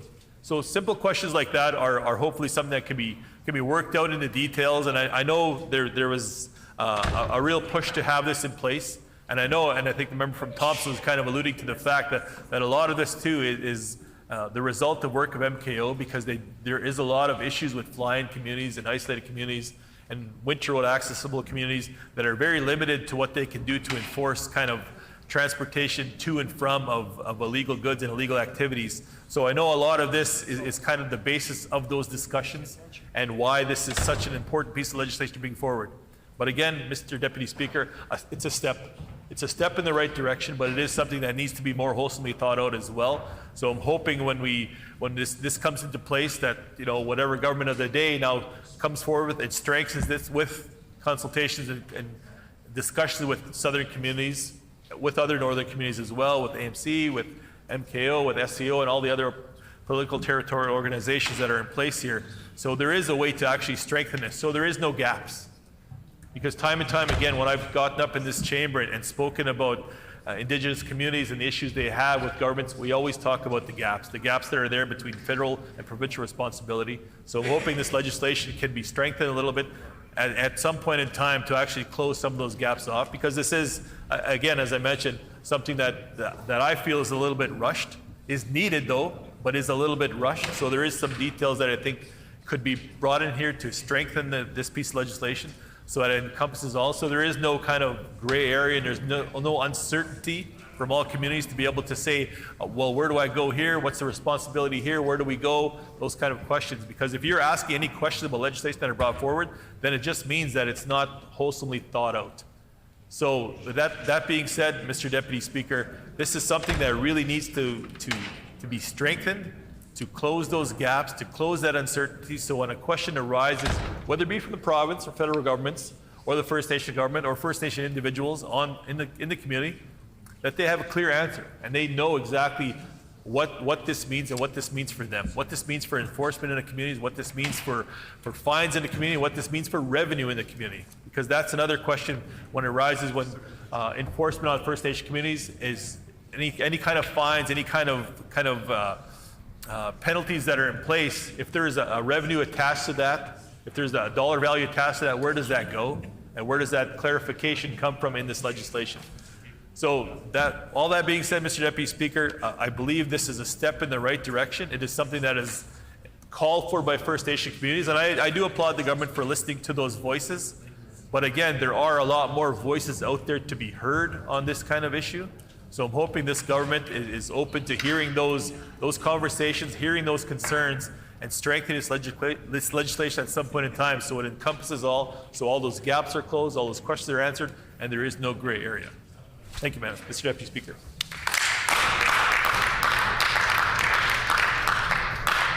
Is there any further debate on this motion? Is the House ready for the question? The question before the House is second reading of Bill number 43, the Provincial Offences Amendment Act, brackets 2. Is it the pleasure of the House to adopt this motion? Agreed and so ordered. I declare the motion carried. We will now move on to Bill number 40, the Combative Sports Amendment Act. The Honourable Minister of Sports, Culture and Heritage.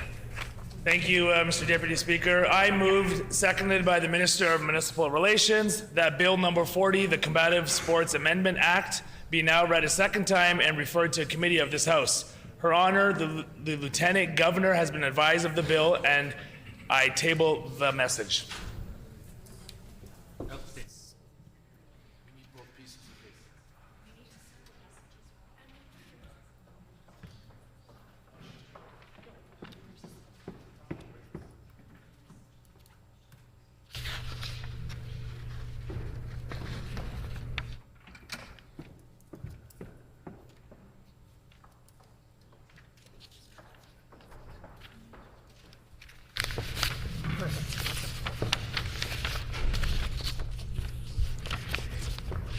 It has been moved by the Honourable Minister of Sports, Culture and Heritage, seconded by the Minister of Municipal Relations, that Bill number 40, the Combative Sports Amendment Act, be now read a second time and be referred to a committee of this House. Her Honor, the Lieutenant Governor, has been advised of the bill, and the message has been tabled.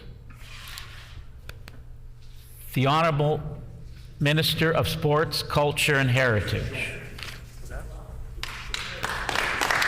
you. All right. Thank you. Thank you, Mr. Deputy Speaker. I am pleased to speak in the House today about Bill 40, the Combative Sports Amendment Act. We know how important it is for Manitobans to remain physically active, to get out and play, and to play in organized sports, and above all else, for this to happen in a safe, regulated environment. There is no exception for a growing sport of combative sports here in this province and our combative sports community. This act will ensure uniform safety standards for professionals and amateurs competing in combative sports. The amendments proposed will expand the mandate of the Manitoba Combative Sports Commission to include the regulation and oversight of designated amateur combative sport, in addition to the regulation and oversight of professional combative sports. This amendment will ensure uniform safety standards for professionals and amateurs. Under the Criminal Code of Canada, Section 83, amateur combative sport competitions are considered prize fights and therefore prohibited. This activity could be exempted with an order in council. However, in the absence of regulation and oversight by a sanctioning body, amateur combative participants are at a higher risk of injury than those engaged in professional combative sports, which is regulated through the Combative Sports Act. Currently, there is an order in council to exempt a number of amateur combative sports prohibited under Section 83 of the Criminal Code in Canada. Allows only contests in boxing, taekwondo, karate, and Sikran harness. Without these amendments to the Combative Sports Act, illegal amateur combative sports activity may occur in Manitoba. And actually, we know they are occurring in Manitoba without proper regulation and monitoring. These include well-organized sports like jiu-jitsu, kung fu, and MMA, and others, which follow generally accepted rules and regulations, but because there is no provincial sports organization, or PSO, it's considered illegal under Section 83 of the Criminal Code. This also includes sports with sparring sessions between clubs that may occur in unsafe conditions. There is an added urgency as jiu-jitsu has been identified as likely requiring exemption under the Criminal Code in order to take place legally under the World Police and Fire Games taking place this summer in Manitoba.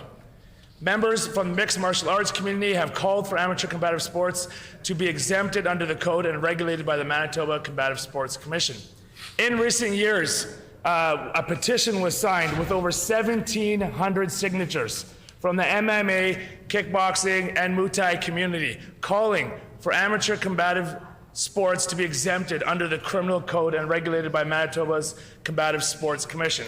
I'm happy to table this document today of over 1,700 signatures, and I want to recognize a pioneer and a leader in the combative sports community, and he's joined us here today along with a lot of his friends, Giuseppe Di Natale, the owner and founder of CFC, Canadian Kickboxing Center, Canadian Fighting Center. He is a K1 world champion. Giuseppe and I used to spar back in the day, or he used to train myself and Doug Brown when we played with the Bombers and Sidebar, 320 pounds, and Doug Brown is 6'9" and 300 pounds, and Giuseppe would clean the mat with us, as they say. So, yeah, so I want to thank Giuseppe Di Natale for his work.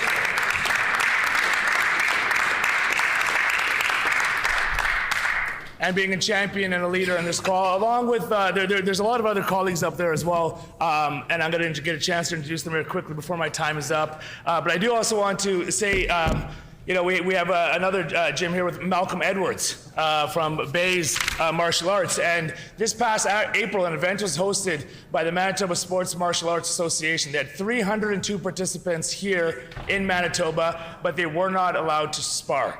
On May 13th, they had another 294 participants competing without sparring in martial arts. You can imagine how hard that is and how frustrating it is for these young amateur athletes to compete without sparring. These young athletes were denied the opportunity to showcase their combative skills. However, this past weekend, competitors drove to Ottawa to compete in the National Karate Championship, and I'm happy to announce that they won 3 bronzes, 4 silver, and 8 gold medals. It is sad to say that they had to go all the way to Ottawa to win these medals when it was not possible for them here in Manitoba, but hopefully with the passing of this bill today, they will be able to compete in Manitoba and they will be able to win the gold medals and keep those here in Manitoba. So I want to thank Malcolm Edwards, I believe he's up there with some of his students as well, so thank you very much. There you go. Oh, you better watch them. Also, I want to acknowledge the sport support.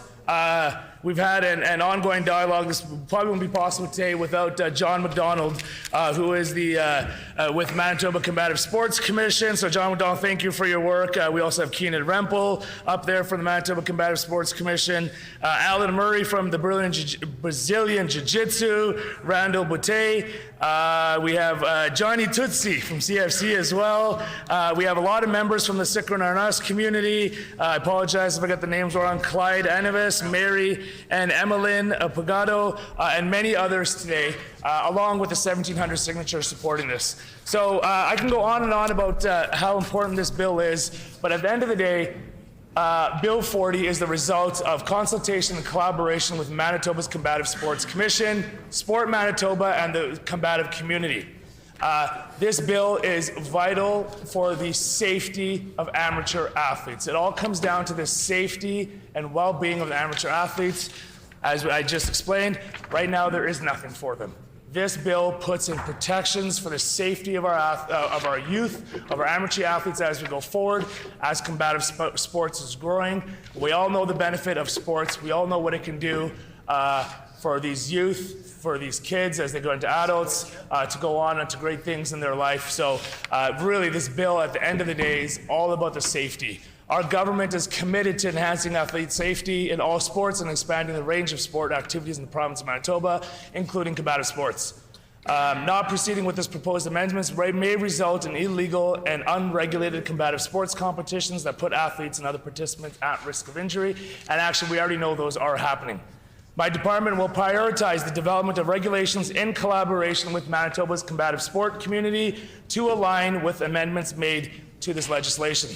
Ultimately, Mr. Deputy Speaker, this bill furthers our government's commitment to safe and equitable access to sports. With this, I ask my colleagues on all sides of the House to support these amendments to ensure a safe and equitable access to support and support our Manitoba combative community. Thank you very much, Mr. Deputy Speaker. A question period of up to 15 minutes will be held. Questions may be addressed to the minister by any opposition or independent member in the following sequence. First question by the official opposition critic or designate. Subsequent questions asked by critics or designates from other recognized opposition parties. Subsequent questions asked by each independent member.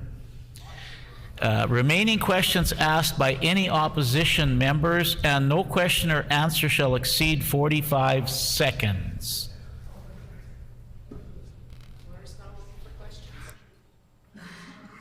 The floor is now open for questions. The Honourable Member for DePauw-Kamisak. Thank you, Mr. Deputy Speaker. How will regulating and licensing amateur combative sports improve safety? The Honourable Minister of Sports, Culture and Heritage. Thank you, Mr. Deputy Speaker. I want to thank the member opposite for the question. I believe I answered that in my second reading or in my preamble before this. But as of right now, there are no regulations for amateur combative sports right now. So this bill would add all that. It would give the Manitoba Combative Sports Commission authority, oversight to create regulations and rules and standards for which the amateur combative sport community can compete. So I believe the whole entire bill is all about safety for amateur athletes. The Honourable Member for Tyndall Park. Thank you, Mr. Deputy Speaker, and I want to thank the member for bringing forward this legislation, and I'm hoping he'll elaborate a little bit on how this specific piece of legislation will actually create healthy competition here in Manitoba with respect to sports, and how this legislation will actually contribute to our economy in other ways outside of sport as well. The Honourable Minister of Sports, Culture and Heritage. Thank you very much, Mr. Deputy Speaker. And I want to thank the member for Tyndall Park for the question. I also want to thank the member for coming to my office and have a chat about this. And actually, she was the only one that showed up to talk to me about this and discuss the importance of this and the importance of this for the safety for our amateur athletes and for our youth. The ability of the Manitoba Sports Commission now to oversee and regulate a wide variety of sports will give kids an opportunity to have a safe place to train. They can have goals now. They can have, they can set their target on, let me see, before I jump in the ring as a professional, let me see if I actually enjoy this. Let me see if I'm good at this. And we all know the great stories that come out of athletes just picking up a pair of cleats or a basketball or getting in the ring. The Honourable Minister's time has expired. The Honourable Member for DePauw-Kamisak. Thank you, Mr. Deputy Speaker. Does the government believe that the changes in this bill will make a substantial change to the landscape of professional combative sports in the province? The Honourable Minister of Sports, Culture and Heritage. So I believe the member was asking if this bill will make a substantial change in the professional landscape of this province for competitive sports. This bill is targeted at the amateur athletes. It is really designed to the organizations that don't have a PSO, a provincial sports organization, or an order in council can now be able to have a amateur combative sports competition. So it's more designed around the amateurs. I think combining amateurs and professionals together will increase tourism, to like the member from Tyndall Park asked, and it's a win-win for everyone in this province. Are there any further questions? The floor is now open for debate. The Honourable Member for DePauw-Kamisak. Thank you, Mr. Deputy Speaker. It's always an honour to stand here as the MLA for DePauw-Kamisak and also as the critic for the minister. I'll just put a few words on record. Unregulated sport poses a risk to participants and organizers, one which has largely been ignored by regulators and governments until now. Combative sports can be dangerous, and unregulated amateur competitions lack the oversight or licensing required for certain forms of insurance, although injuries are just as possible.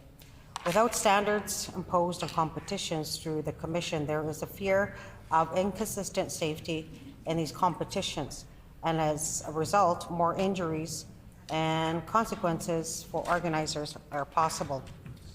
This is especially true for youth. There are significant challenges to regulating full contact martial arts and combative sport. However, the alternative is to allow the unlicensed and unregulated activity to continue or ban it outright. In offering legal amateur combative sports competitions, the hope is that illegal and unregulated sport activity will decrease. In addition to potentially driving economic activity, the goals of this regulation are generally beneficial to the province. Generally, the medical community has accepted that regulation is a necessity for combative sports in order to provide medical care. There has been comparable jurisdictions which have been made this move to regulate the previously unregulated combat sports, and in large the response has been positive, such as Wisconsin, Alberta, and Ontario.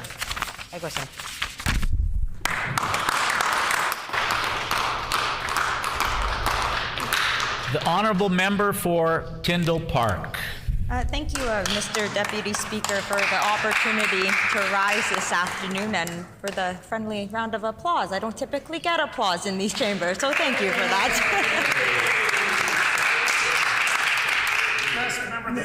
Mr. Deputy Speaker, I'm just rising to put a few words on record about this piece of legislation, which I think is a very positive step for our province, and it's quite straightforward. This legislation is about athlete safety. It's about having MCSC, the Manitoba Combative Sports Community, regulate, sanction, and oversee amateur combat sports right here in Manitoba. And I think this is important for a multitude of reasons, and one of them being it's good for ambition. It allows for people who are getting involved in sports to have something to work towards at a higher level right here in Manitoba, Mr. Deputy Speaker. It allows for more training. It brings people to Manitoba, and most importantly, regulation is safety. It protects all parties involved, whether you are the athlete, whether you own a business and there are sports taking place at your facility. Mr. Deputy Speaker, regulation is the intent behind regulation is to provide safety for all parties involved. And I just want to elaborate a little bit on how I actually think this piece of legislation brings a lot of different opportunities for Manitoba with respect to contributing towards our economy in different ways. I think that by regulating these sports, we're going to have more competitions here in Manitoba, which means we're going to have people touring to Manitoba to compete in these sports, which is going to help in our hotel industry. It's going to help small businesses and restaurants. It's going to help our gyms and our stadiums, Mr. Deputy Speaker. And I think overall it is a very positive step forward, and I'm happy to support this legislation. Thank you. Is there any further debate on this motion? Is the House ready for the question? The question before the House is second reading of Bill number 40, the Combative Sports Amendment Act. Is it the pleasure of the House to adopt this motion? Agreed. Agreed and so ordered. I declare the motion carried. The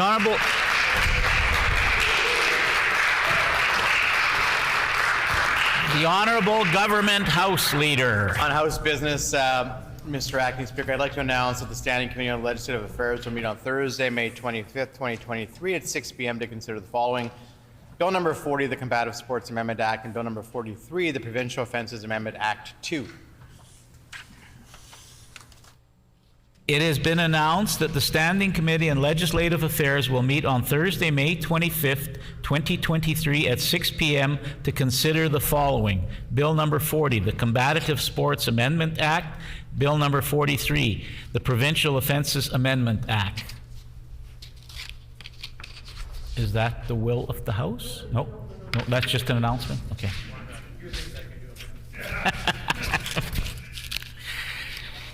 We will now move on to debate on second reading of Bill number 222, standing in the name of the honourable member for Portage La Prairie with 9 minutes remaining.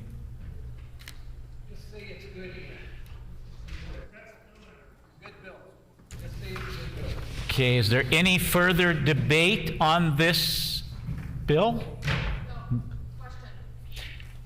Is the House ready for the question? The question before the House is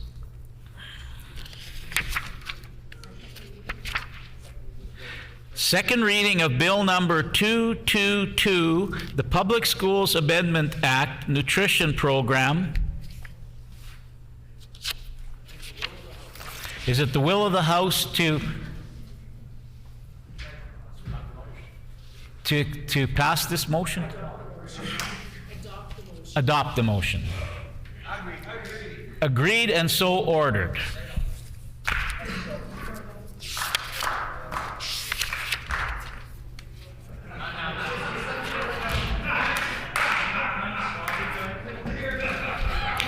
We will now move on to second reading on Bill number 227, the Workplace Safety and Health Amendment Act, access to washrooms for delivery personnel.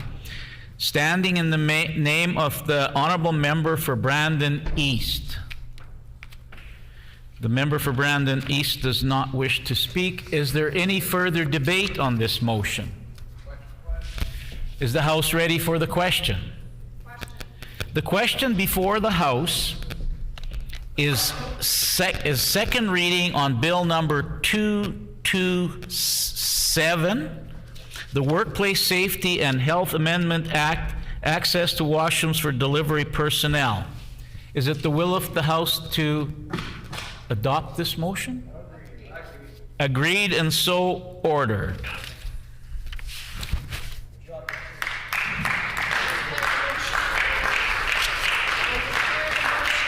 I declare the motion carried.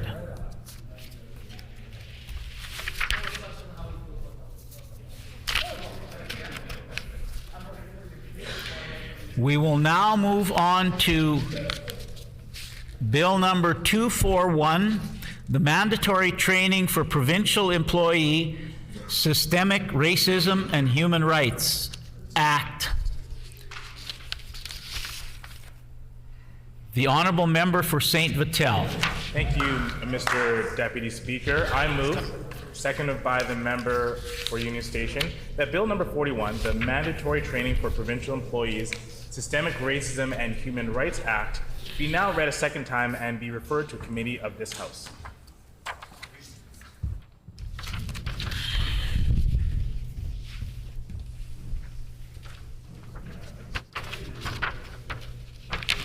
It has been, who's this? Who seconded that motion? Union Station. It has been moved by the honourable member for St. Vital, seconded by the member for Union Station, that Bill number 241, the Mandatory Training for Provincial Employees, Systemic Racism and Human Rights Act, be now read a second time and referred to a committee of this House. The honourable member for St. Vital.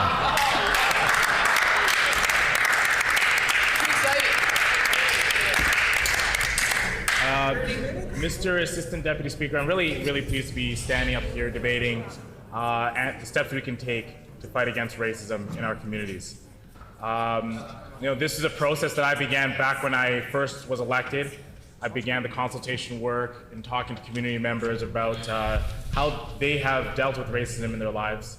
Obviously, it's affected me personally, both outward Racism I've been a victim of that, as well as more subtle forms of racism, and of course systemic racism that persists in our systems in our communities.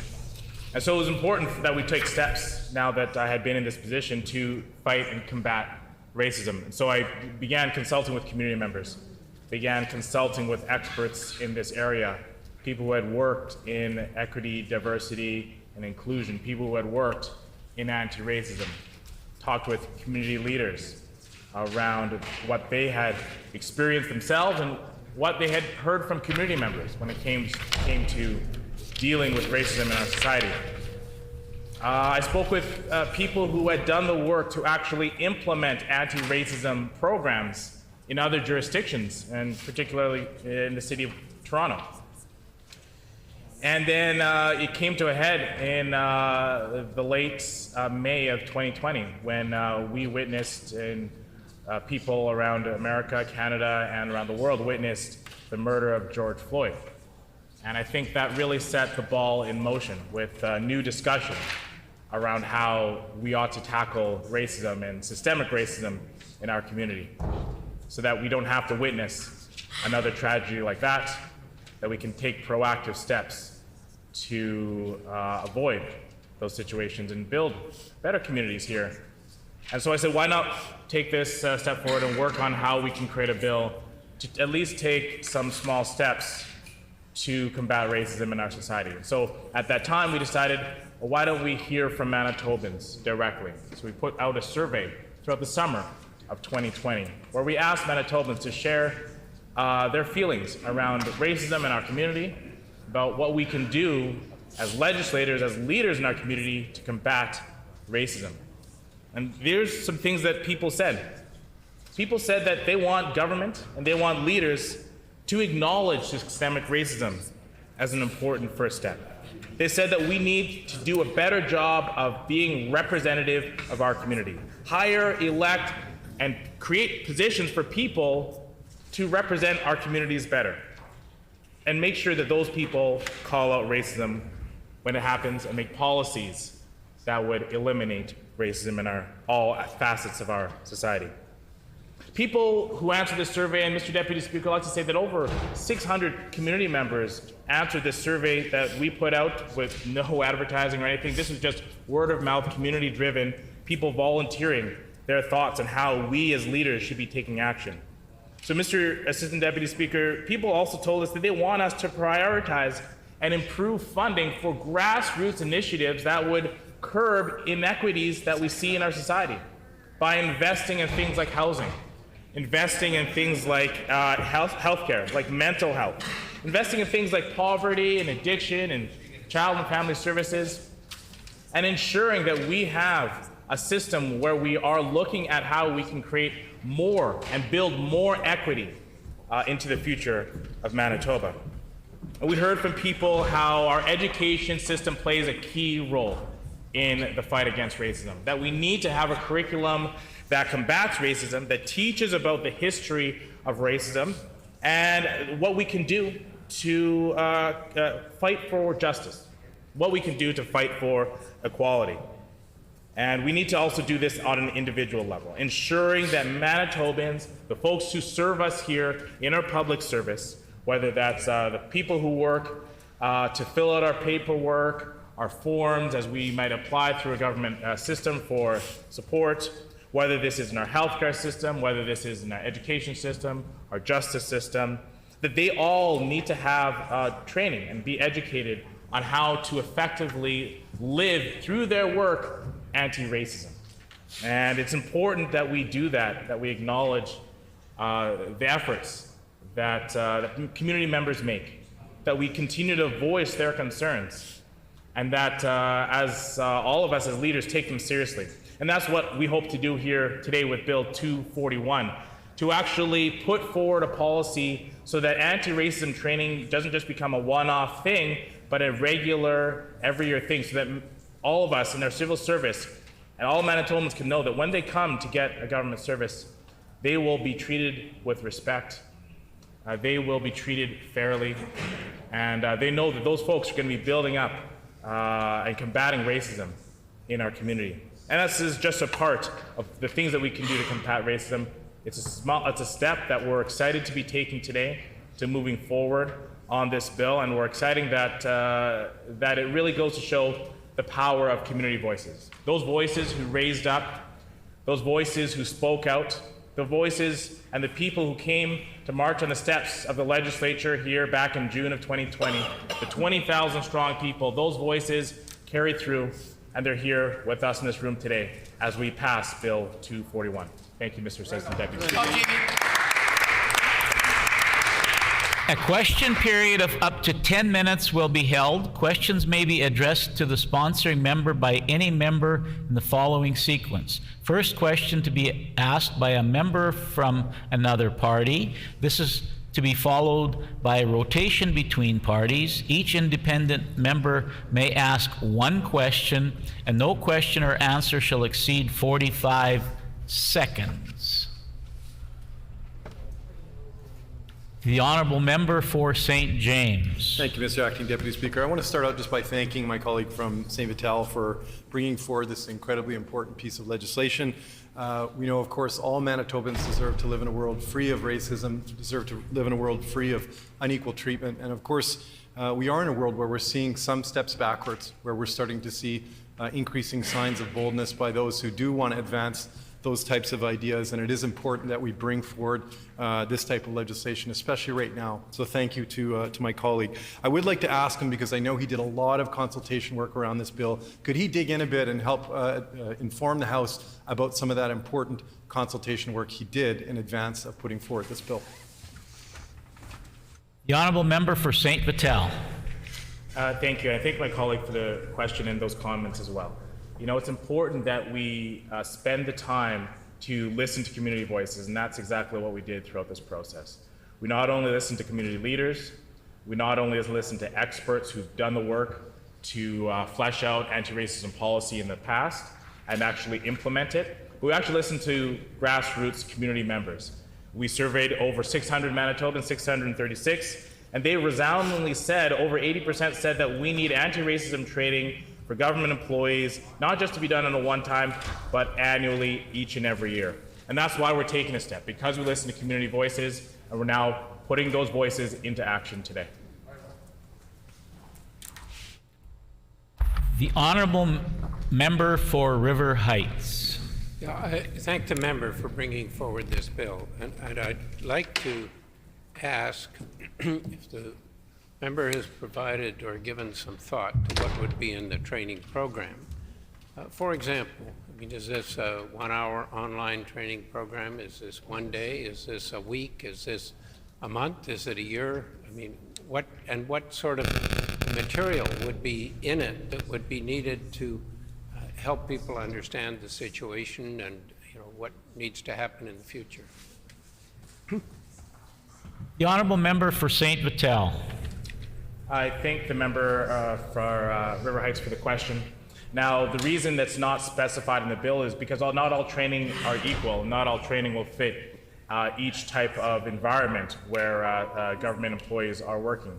And so we wanted to ensure that that training happens as the first step. Now, we want to listen to the experts when it comes to the development of that training so that really good quality training can be done to effect change within our civil service. That's the goal of this bill. And I think if we listen to the right experts who have experience implementing anti-racism policy and anti-racism training, we'll be able to make a difference when it comes to developing a civil service that is more equal and works to welcome more Manitobans to be involved in our— The Honourable Member's time has expired. Are there any further questions? The floor is now open for debate. The Honourable Member for River Heights. I want to compliment the member for bringing this forward. I would have had a lot more questions if that had been possible with the private member's bill, but I think you've at least started to answer or provide a little bit of scope in terms of the nature of the training.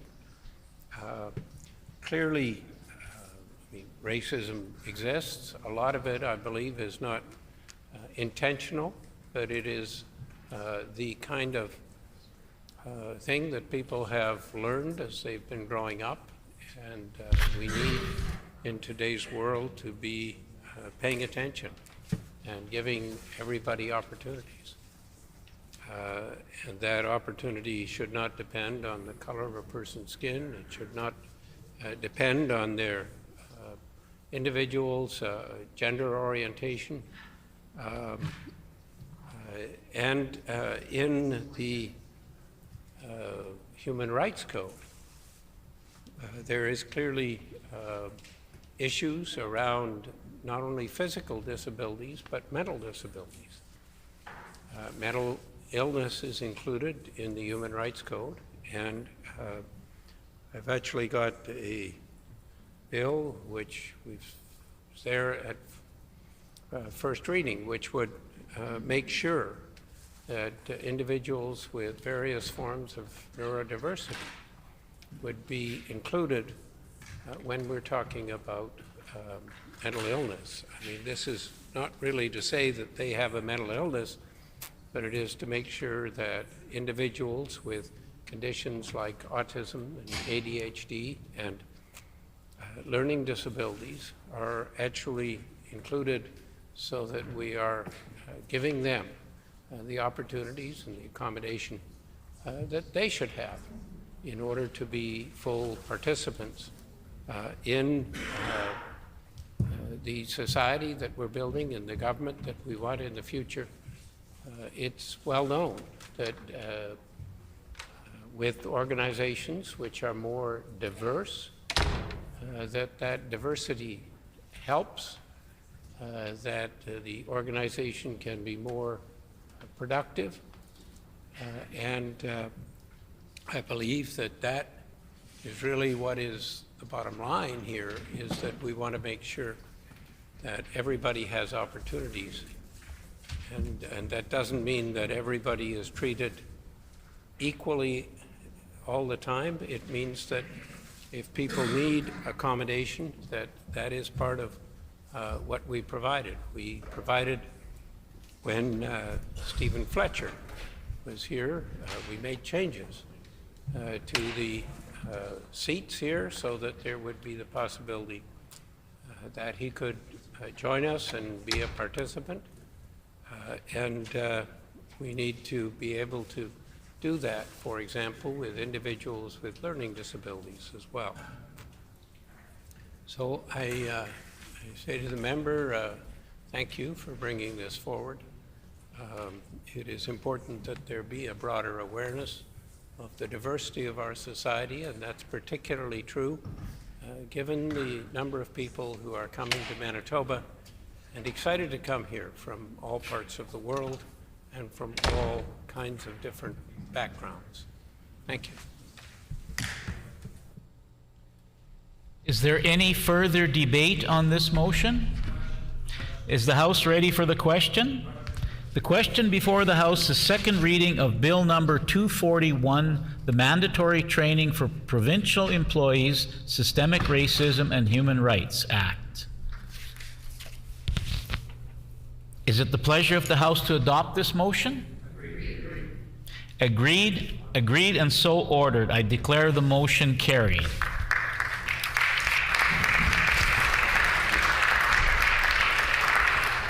We will now move on to Bill number 233, the Chartered Professionals in Human Resources Act.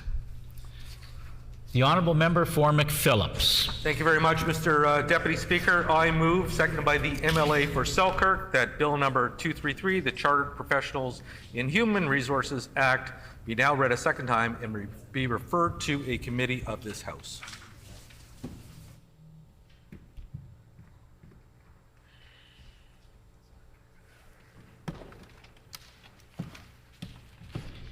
It has been moved by the MLA for McPhillips that Bill number 233 seconded by the honorable member for Selkirk, that Bill number 233, the Chartered Professionals in Human Resources Act, be now read a second time and be referred to a committee of this House. The honorable member for McPhillips.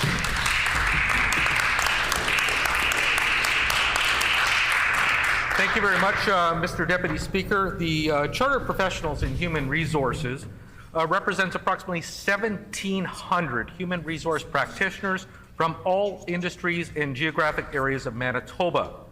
As members of CPHR Canada, CPHR Manitoba is the exclusive certifying body in Manitoba for the Chartered Professionals in Human Resources designation, the standard for HR practices and professionals here in Canada.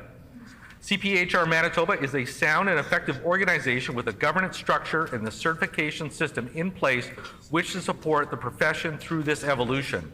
They have the experience, knowledge, and system support from CPHR Canada, and they have the support of members to proceed. Self-regulation is something that this industry has been asking for as part of a strong, stable environment to thrive.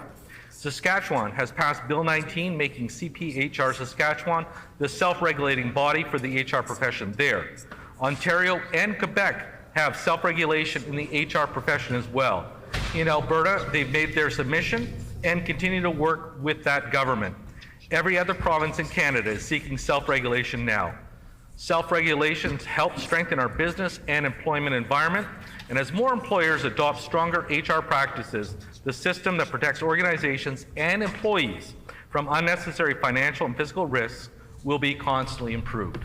I thank my colleagues for their time and their support for this legislation.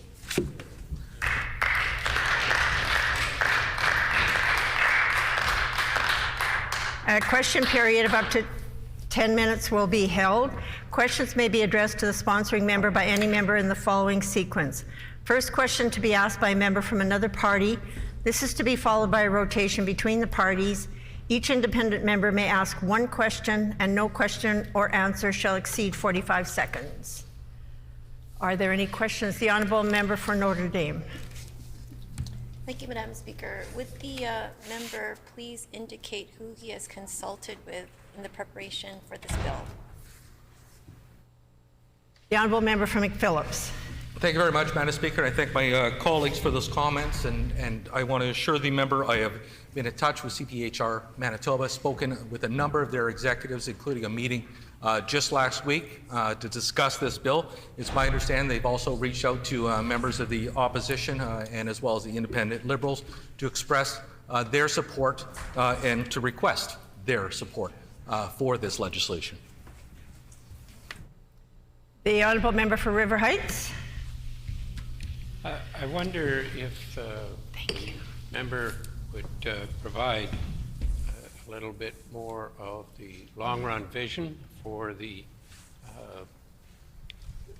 professionals in human resources, why this bill is so critical at this time, and what will evolve over the next several years if this bill is implemented.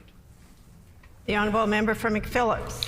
Thank you very much, Madam Speaker, and I want to thank my friend, the MLA for River Heights, for that question. The necessity of this bill, I think, was apparent in my earlier comments. We've seen a number of jurisdictions here in Canada either having already passed self-regulation for the Chartered Professionals in Human Resources or actively working on it. So we want to make sure that obviously Manitoba remains in place and in competition with other jurisdictions and provide those resources being asked for by the industry. Specifically, though, I can share a comment in support of the legislation from Steve Chipman from the Birchwood Group. Quote, "We rely on CPHRs to create the systems that protect us all while we work together to achieve our individual and organizational goals." As well, the member's time has expired. Any further questions? If not, the floor is open for debate. The honourable member for Notre Dame.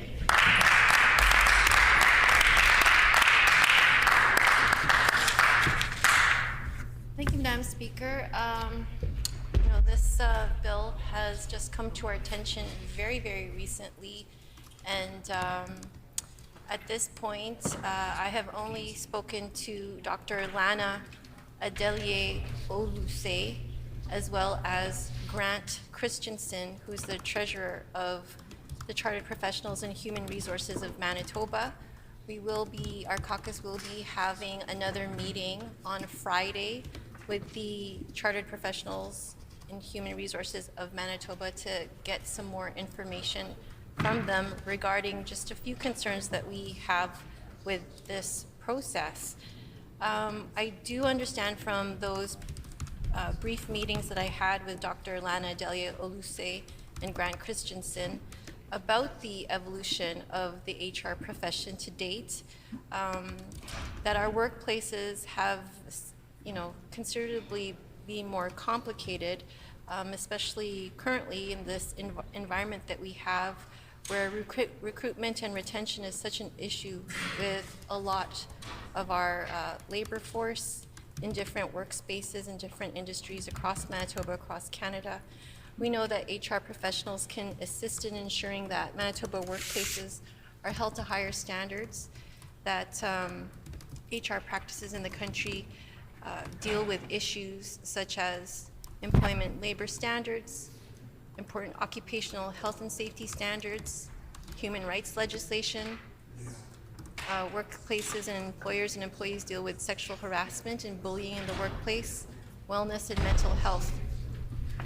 And as such, a professional body with regular expectations for updated with training is a good move.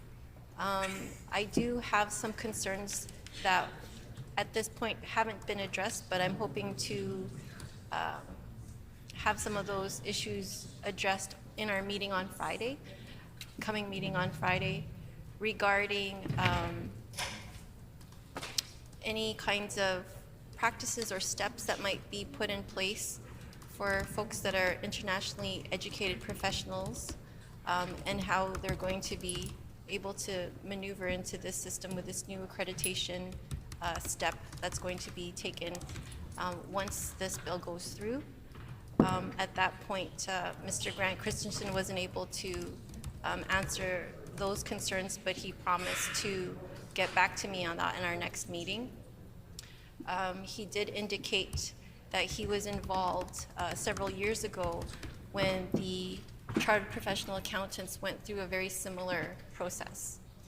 And at that time, and since that time, we know that internationally educated professionals have had a very, very difficult time with receiving their accreditation in the accounting professions, and have had to pay a lot more in order to even get registered. So those are just my few concerns at this point that I hope will be addressed in our meeting on Friday, and more to come at third reading. Thank you.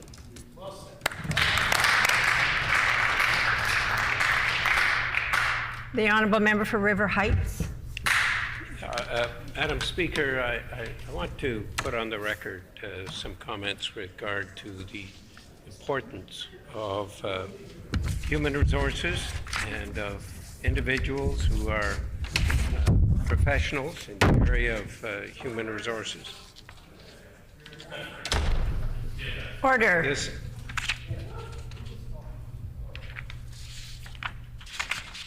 This is clearly a critical need today.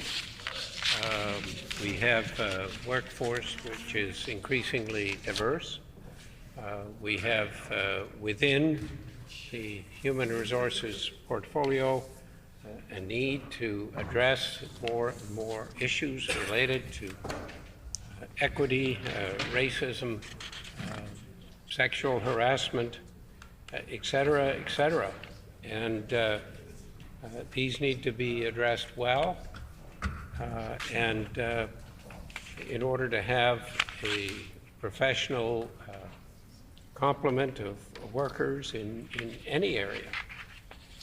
And so I think that those who work in the area of human resources have an increasingly challenging and difficult job, and it becomes important to have the self-regulation as this is planned, so that the future development of programs, of training, of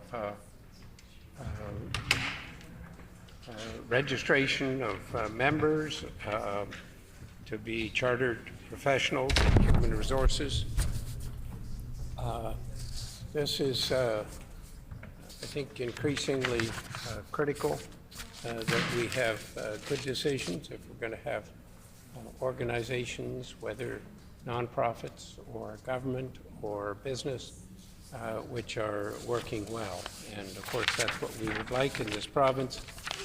We've seen many examples of poor human resources management. I don't need to go into those.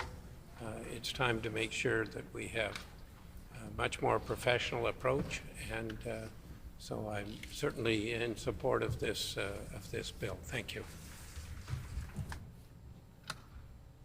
Any further debate? If not, is the House ready for the question? The question before the House is second reading of Bill number 233, the Chartered Professionals in Human Resources Act. Is it the pleasure of the House to adopt the motion? Agreed? Agreed, and so ordered. The Honourable Government House Leader on House Business. On House Business, I'm seeking leave of the House to allow for, once we're done with Committee of the Whole, to allow the bills that are being reported out of Committee of the Whole to be reported back to the House prior to the House rise. Is there leave to allow the bills that are being discussed in Committee of the Whole to then be reported to the House before we rise today? Is there leave? Leave has been granted. Now calling second reading of Bill.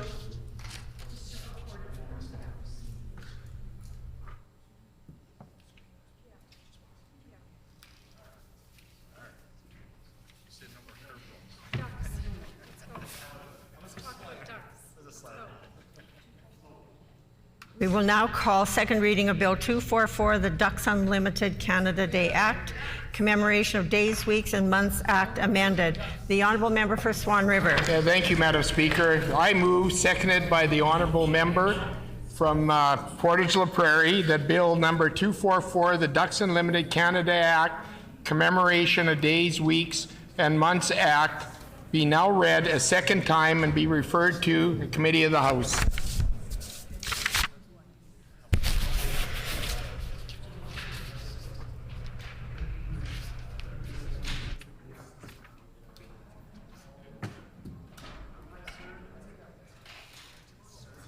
It has been moved by the Honourable Member for Swan River, seconded by the Honourable Member for Portage-La Prairie, that Bill number 244, the Ducks Unlimited Canada Day Act, Commemoration of Days, Weeks, and Months Act amended, be now read a second time and be referred to a committee of this House. The Honourable Member for Swan River. Thank you, Madam Speaker. It's my pleasure to have my bill. It's my pleasure to have my bill, the Ducks Unlimited Canada Day Act, read for the second time today. I had the pleasure of working with Ducks Unlimited in the past and recently stumbled upon the book, A Marsh Keeper's Journey. I volunteered with Ducks in the past for in excess of 35 years as a committee member, visited many of their projects, and spoken to many of their staff. The impact they have had on Canada and the USA is astounding. The work they have done to conserve waterfowl is incredible. But it's not until a read through the book, A Marsh Keeper's Journey, did I ever understand how strong of a connection Ducks has with Manitoba. The organization came into existence on March 17, 1937, when it was granted a charter of incorporation in Manitoba, and two of the founding members were Manitobans. The first project undertaken by Ducks Unlimited Canada was in Manitoba, at Big Grass Marsh Duck Factory. The headquarters for this historic organization is here in Manitoba, still to this day. Okamic Marsh hosts this amazing facility. In introducing this bill, I spoke to Ducks Unlimited Canada to ensure that this was accurate information. And again, I learned what we see from the public side of the organization is simply the tip of the iceberg. Like many Manitobans, I've assumed Ducks was focused on ducks. I was wrong. Their organization has grown over the last 85 years to more than just wetlands. They are now working on conservation of many wildlife species and preserving our boreal forests. And they also are working to ensure agriculture remains sustainable by working collaboratively with communities, landowners, volunteers, and Manitobans to support sustainable farming and ranching. These groups have also organized the harm that colonization has done and are working in partnership with Indigenous peoples to support Indigenous stewardship and incorporate Indigenous knowledge and practices into conservation projects. I don't think we have time here today to discuss all the work, what they do, but it's broad and it's important. This is why I wanted to introduce this bill and formally recognize the Manitoba success story. That is the work that Ducks Unlimited Canada has done for their home cradle here in Manitoba. And I look forward to this bill becoming a law in Manitoba and recognizing in legislation the great work, what is possible through the partnerships that Ducks has built with this government, stakeholders, volunteers, farmers, and Indigenous people. Thank you.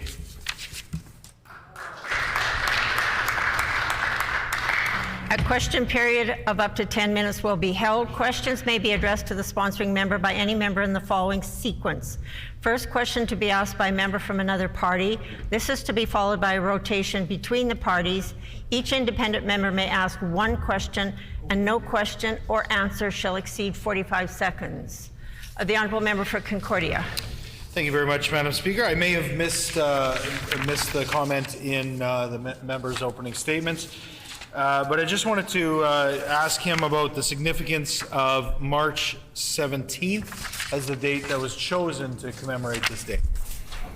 The Honourable Member for Swan River. Yeah, okay.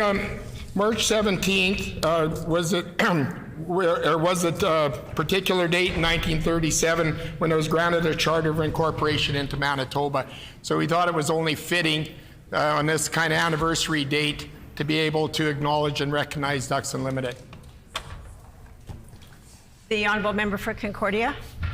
I appreciate the answer. The member did talk a lot about the importance of Ducks Unlimited Canada and the important role that they play in conservation. I'm wondering if the member could just expand a little bit on his experience with the organization. Has he been a member? Has he participated in any official role with Ducks Unlimited? Maybe a personal experience of working with Ducks Unlimited. The Honourable Member for Swan River. Yeah, thank you very much for that question. As a kind of a member on Ducks Unlimited, as a member in fundraising for the 35 years that I was there, we generated a lot of funds towards wetland habitat projects, and also as an educator for 35 years in the environmental management program at the regional school in Swan River. We did a number of Ducks Unlimited projects in partnership with Ducks Unlimited and setting out nesting tunnels and flax bales for Canada geese to nest on.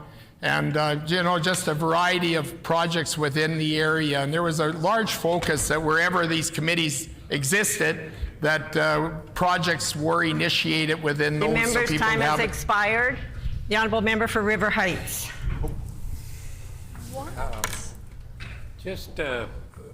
My question basically is, what would the member expect on March 17th in the way of a celebration of this particular day? It may be a day when there are not very many ducks back, March 17th, depending on the year, some years particularly, if there's a lot of frozen water still. So I'm just curious as to what kind of celebrations and what kind of events do you think need to be planned for this day? The Honourable Member for Swan River. I thank the member, and I know he's a real advocate of conservation and all the stuff, and well known for his work in a lot of things that in preserving various types of wetlands and water quality and all those things.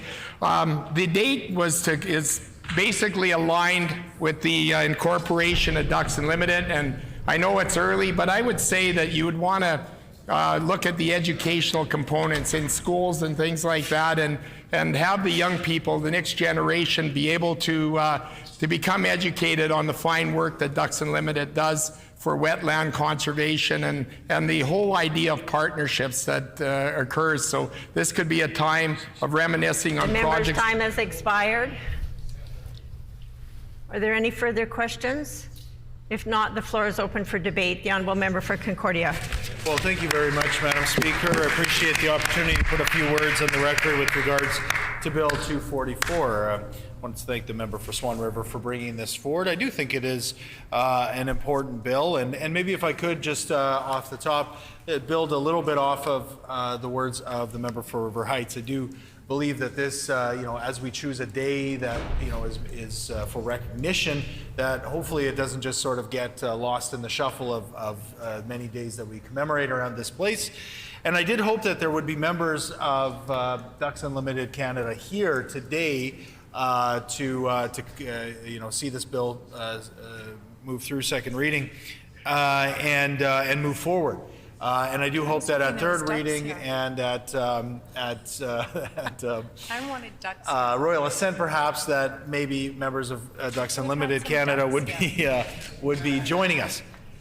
Because I think it's important that we put words on the record about the incredible work that Ducks Unlimited does here in this province and across the country. Ducks Unlimited, of course, being founded, Ducks Unlimited Canada being founded here in Manitoba is certainly a point of pride, and it certainly speaks to the importance that Manitobans place not only on conservation, protecting our wild spaces, enhancing our wetlands, but also on the importance of a way of life for many Manitobans, and that is living off of the land and respecting the land in order to live sustainably. It's something that we've had a chance to talk about quite a bit lately, of course, with regulations and laws being brought forward at the federal level with regards to firearms restrictions for hunters in Manitoba. We know that the member for Fort Rouge, myself, we were able to go out and talk about how we're teaching our family to be hunters and to be sustainable harvesters within the province, and how important that is to, again, a way of life that extends far beyond ourselves but goes back generations and again, through time immemorial here in this province. It's important for us to respect and appreciate that way of life, and I believe that Ducks Unlimited has done a very good job of striking that balance between understanding the importance of that right and that important part of our history, while also working towards conservation efforts that are applauded across the political spectrum, maybe I can say, Madam Speaker, and across society. Everyone appreciates the importance of wetlands to our environmental health, and they understand that it's important that we respect and protect them. Even just today, the member for St. John's was talking about how she has experienced direct experience, literally going out and saving ducks. I saved ducks. And this isn't for some kind of wide recognition or for her to get applause. She does it because it's the right thing to do. I saved and ducks. she saves ducks in the same way that Ducks Unlimited and sees the importance of saving not just ducks but many wild creatures and wildlife throughout our province. This is just a small example of how we all work together to common goals and common aims to protect our environment and to respect this beautiful natural habitat that we have in this province. So it's a great opportunity for us to talk about this. Again, I will just encourage the member for Swan River. This probably is his last bill that he'll get a chance to introduce in the House. Maybe we can have some of the Ducks Unlimited Canada folks to come down to fill the gallery to talk about the important work that they do. We would be very happy to stand with them as our caucus and support this bill, because we do want to see this recognition day go forward as quickly as possible. So for those few words, I thank you, Madam Speaker, for the opportunity to speak to Bill 244. Thank you. Phenomenal. The honourable member for River Heights. Thank you, Madam Speaker. The work of Ducks Unlimited Canada, the fact that it is the headquarters here at Oakhammock Marsh for Canada is significant, and it's important that we have a day to recognize Ducks Unlimited Canada.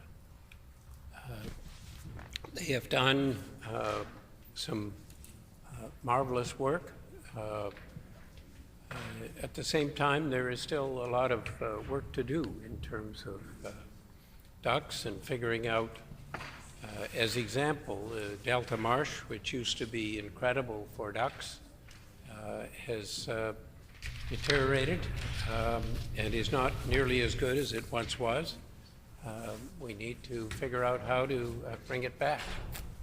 I recently was at a session where Steve Strang, who's the former manager of the Red River Basin Commission, was talking about the Netley-Lebo Marsh.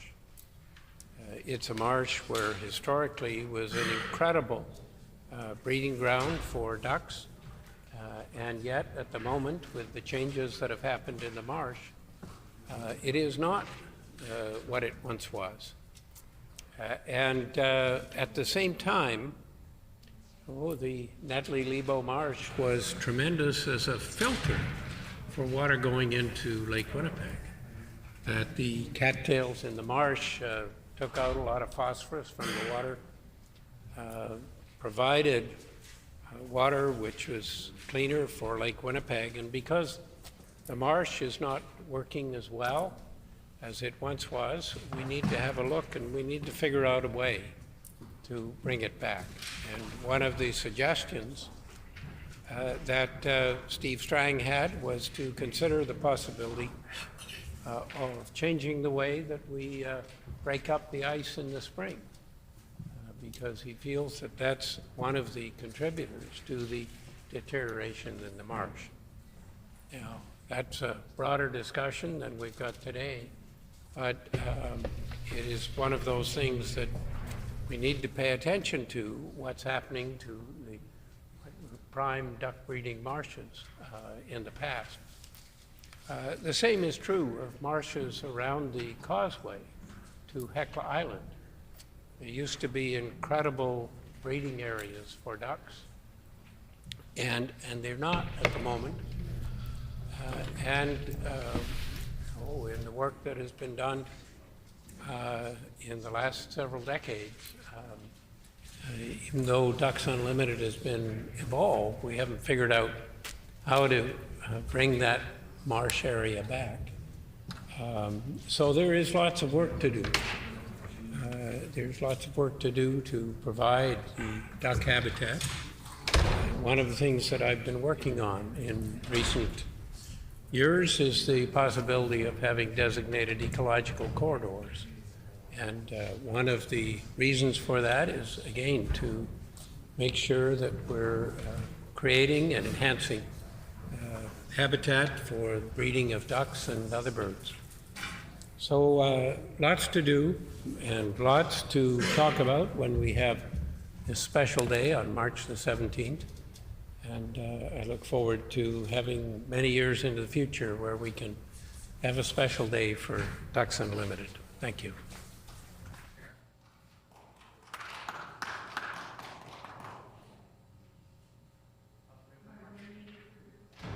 Are there any further questions or debate? Is the House ready for the question? The question before the House is second reading of Bill number 244, the Ducks Unlimited Canada Day Act, commemoration of Days, Weeks, and Months Act amended. Is it the pleasure of the House to adopt the motion? Agreed? Agreed and so ordered. The Honourable Government House Leader. As previously agreed, I'd like to announce, in addition to bills previously referred, the following bills will also be considered at the May 25th, 2023 meeting of the Standing Committee on Social and Economic Development. Bill 222, the Public Schools Amendment Act, Nutrition Programs, and Bill 238, the Personal Care Homes Accountability Act, various acts amended. It has been announced that in addition to the bills previously referred, the following bills will also be considered at the May 25th, 2023 meeting of the Standing Committee on Social and Economic Development. Bill 222, the Public Schools Amendment Act, Nutrition Programs, and Bill 238, the Personal Care Home Accountability Act, various acts amended. The Government House Leader. Could you please resolve the House and the Committee of the Whole to consider bills 227, 229, 231, 233, 235, 239, 240, 241, 242, and 244? It has been announced that the House will now resolve into Committee of the Whole to consider bills 227, 229, 231, 233, 235, 239, 240, 241, 242, and 244. Mr. Deputy Speaker, please take the chair.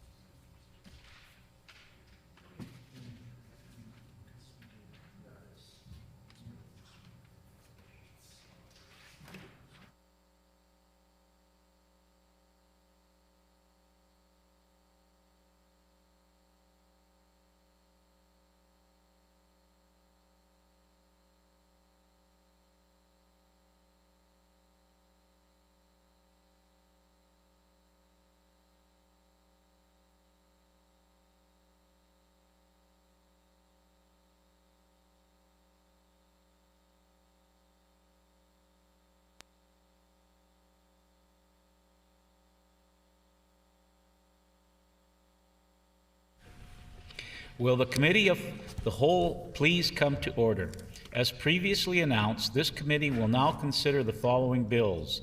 Bill number 227, Bill number 229, Bill number 231, Bill number 233, Bill number 235, Bill number 239, Bill number 240, Bill number 241, Bill number 242, Bill number 244. In what order does the committee wish to consider these bills? The Honourable Government House Leader. Numerically, starting with the lowest number first. It has been suggested we consider these bills numerically, starting at the lower number, moving on to the higher number. Is that agreed? Just the order in which we're doing them? No, they were... That was the suggestion. What happened to this? Hang on.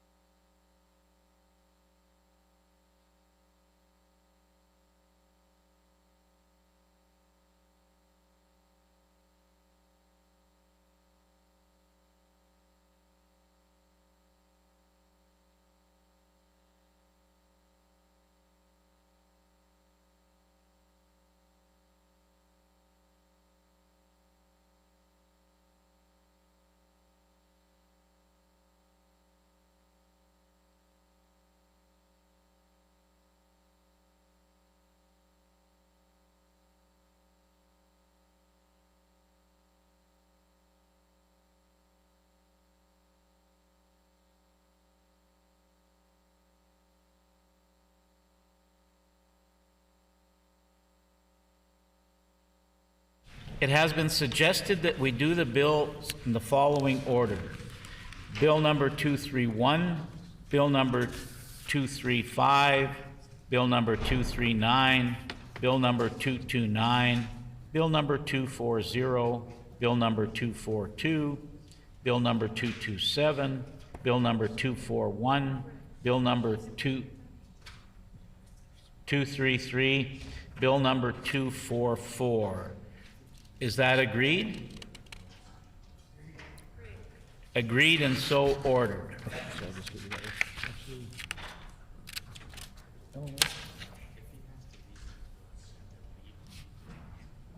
You ought to just move it up in the order. If we get, I need two copies of this, please. ASAP. Can we deal with that amendment first? We've got to.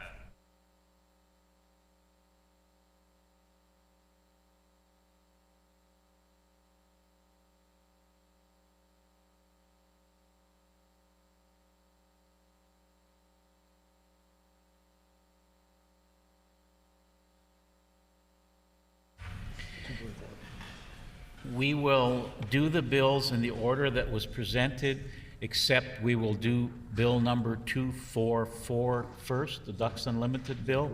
Is that agreed? Agreed and so ordered. During the consideration of each of the announced bills, the enacting clause, the title, and any preambles will be posted until all other clauses have been considered in their proper order. We will now proceed with bill number 244. Does the bill sponsor, the honorable member for Swan River, have an opening statement? No, he doesn't. We thank the member. Does any other member wish to make an opening statement on bill 244? The honorable member for Concordia. Thank you very much, Mr. Chair. I appreciate the opportunity to put a few more words on the record at committee stage. As I said in my speech way back in second reading, I do think that this is an important recognition of the work that Ducks Unlimited Canada does. I think that it's important for us to recognize the work that they do in conservation. And I think that it's an important reminder to us, for us as legislators, to consider them partners at the table. I know that that's work that has occurred in the past, to bring them into the fold, so to speak, bring them to the table, to allow them an opportunity to show ways that we can work with them to ensure that conservation of our wetlands and beyond is a priority. And I look forward to working with them in the future and looking to ways that this provincial government can continue to enhance wetlands and protected areas in our province going forward. Thank you, Mr. Chair. Shall Clause 1 pass? Clause 1 is accordingly passed. Shall Clause 2 pass? Clause 2 is accordingly passed. Shall Clause 3 pass? Clause 3 is accordingly passed. Shall the enacting clause pass? The enacting clause is accordingly passed. Shall the title pass? The title is accordingly passed. Shall the bill be reported? Agreed. The bill shall be reported.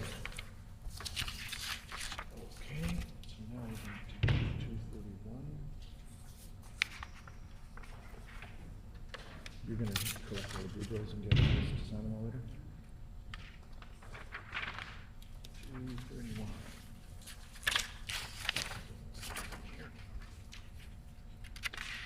Does the bill sponsor, the honourable member for Dauphin, have an opening statement? Bill number 231, clause by clause. The honourable member for Dauphin. Thank you very much, Mr. Chair. Bill 231 makes it easier for someone who's assaulted to leave their tenancy agreement and move to somewhere that is safer. Currently, you need to be a victim of domestic violence, stalking, or sexual violence to have a legal tool to exit your lease. These limitations leave people who are assaulted by a neighbor, for instance, a stranger, first date or friend, or others, without any protection.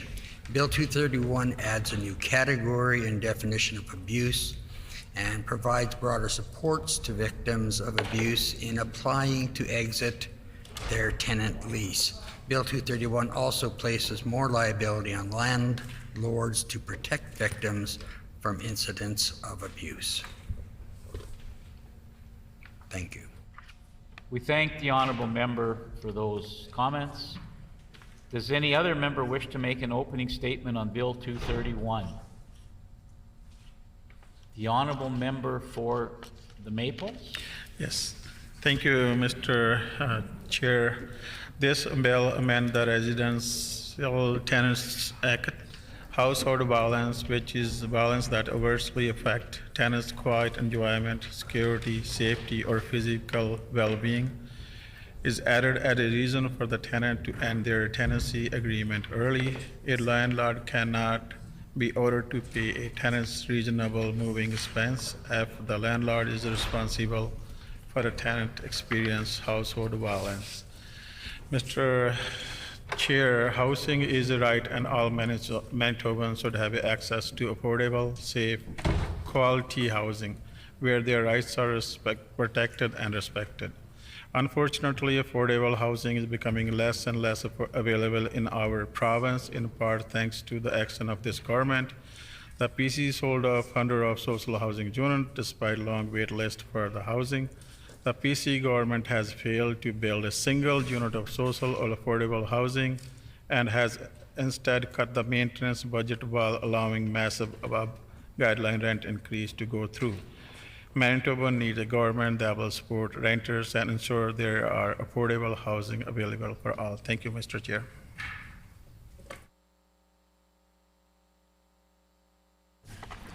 If there is agreement from the committee, the chair will call clauses in blocks that conform to pages, with the understanding we will stop at any particular clause or clauses where members may have comments, questions, or amendments to propose. Is that agreed? Agreed and so ordered. Shall clauses 1 through 3 pass? Clauses 1 through 3 are accordingly passed. Shall clause 4 pass? Clause 4 is accordingly passed. Shall clauses 5 through 8 pass? Clauses 5 through 8 are accordingly passed. Shall the enacting clause pass? The enacting clause is accordingly passed. Shall the title pass? The title is accordingly passed. Shall the bill be reported? Agreed. The bill shall be reported.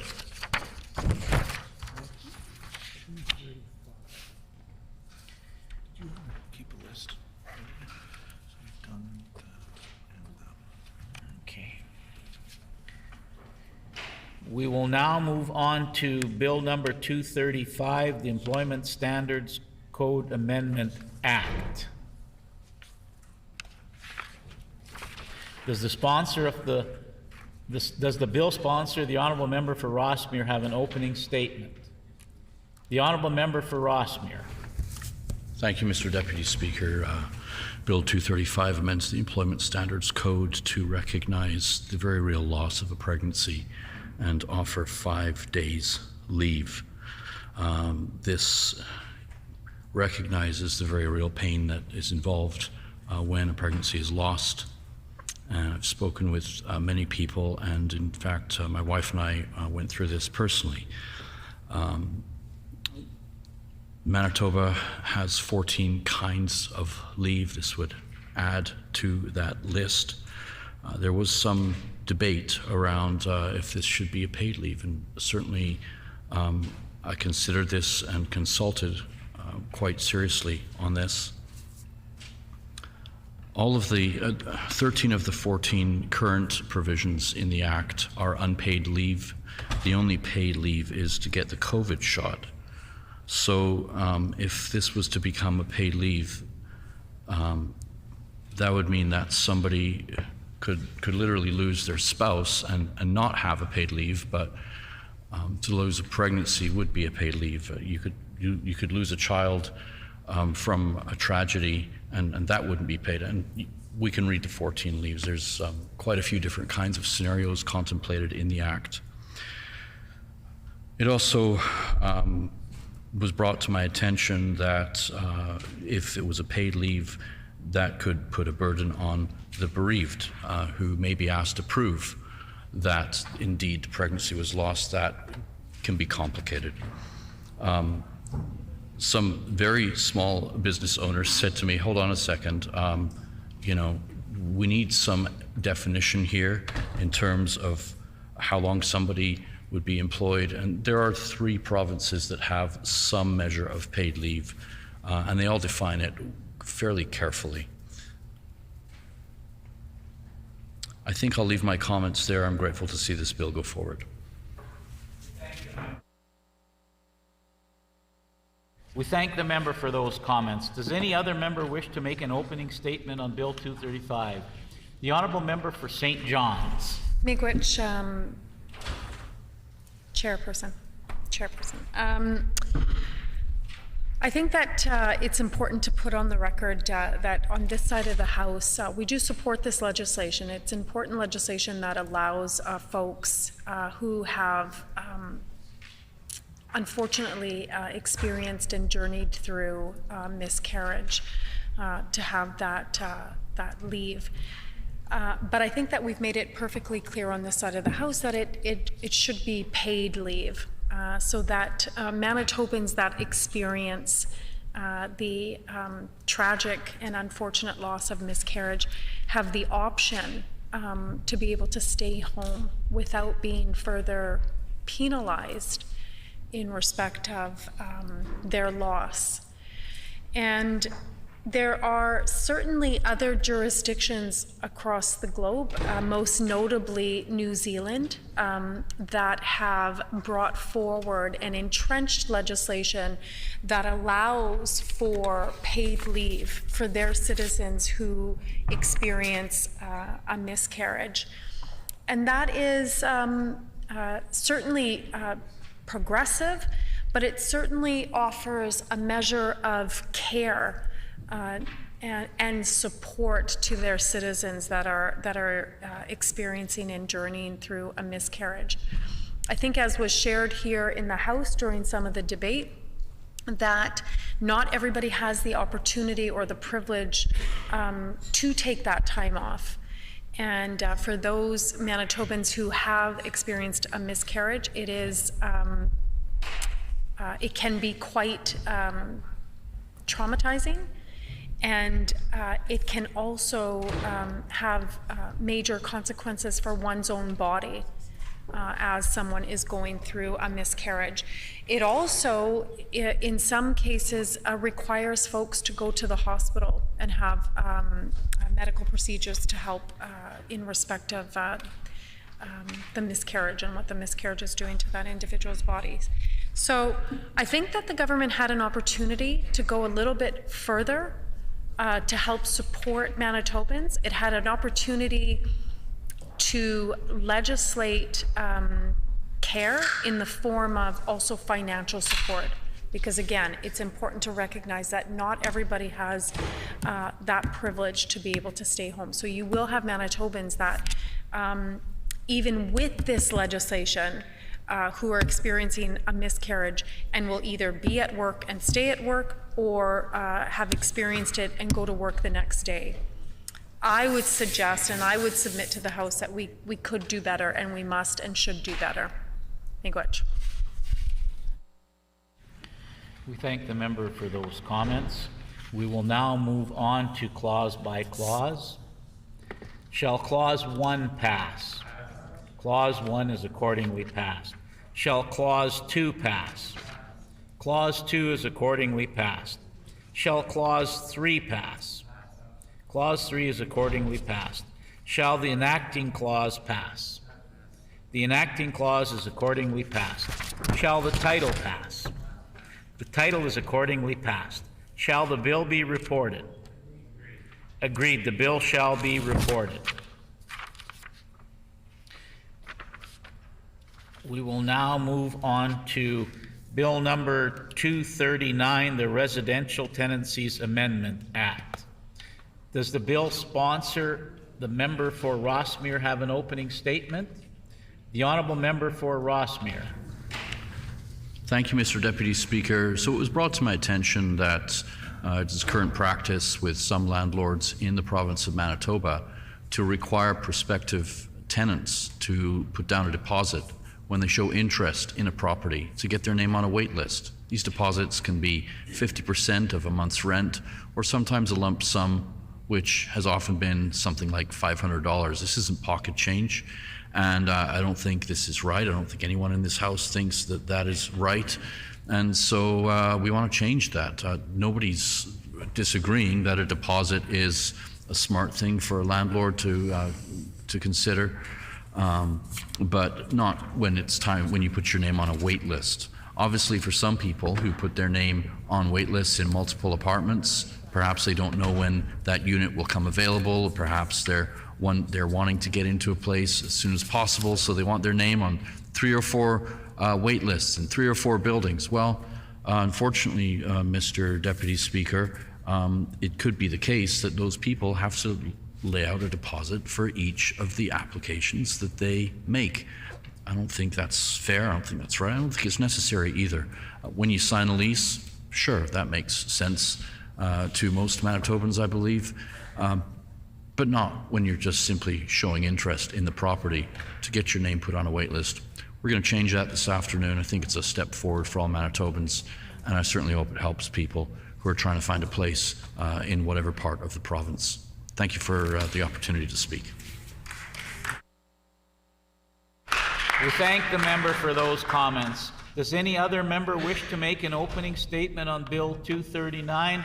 The Honourable Member for St. James. Thank you, Mr. Chair. We know that access to safe and affordable rental housing continues to become more and more important. It's incredibly important right now, and we know we need to continue to protect the interests of renters in all manners, and that may include protecting renters from unscrupulous landlords who seek to charge tenants just to apply for a unit, and the member across did outline some examples where this could be an issue. And of course, this bill that we're here to discuss does seek to respond to that particular problem.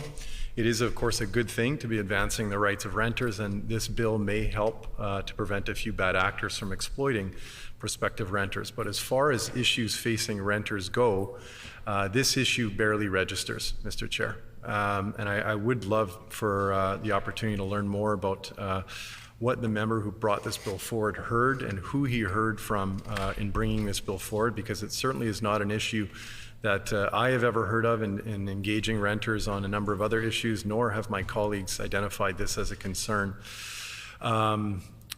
If the government was listening to renters, they would know that by far the biggest issue impacting renters is the skyrocketing costs of rent driven by above guideline increases. We've raised this in this House for years now. We've brought forward a solution, and unfortunately the government hasn't been willing to look at that solution or to move it forward. Everyone here in this legislature knows that the costs of living are going up, and everyone in this legislature knows that one of the biggest drivers of those cost increases is the cost of housing and shelter, and AGIs are the core driver of that issue. That's the real issue facing renters in Manitoba right now. It's an issue faced by folks in every single one of the members in this House, every single constituency. There are folks struggling with these huge rent increases. And we could have solved this problem. This is a problem we could have solved. Unfortunately, the government chose not to do that. So it does need to be said again here today that the government's unwillingness to look at that very real issue, that substantial issue impacting renters, their unwillingness to take action is shameful and will continue to have long-term impacts on Manitobans and their ability to meet their day-to-day costs of living.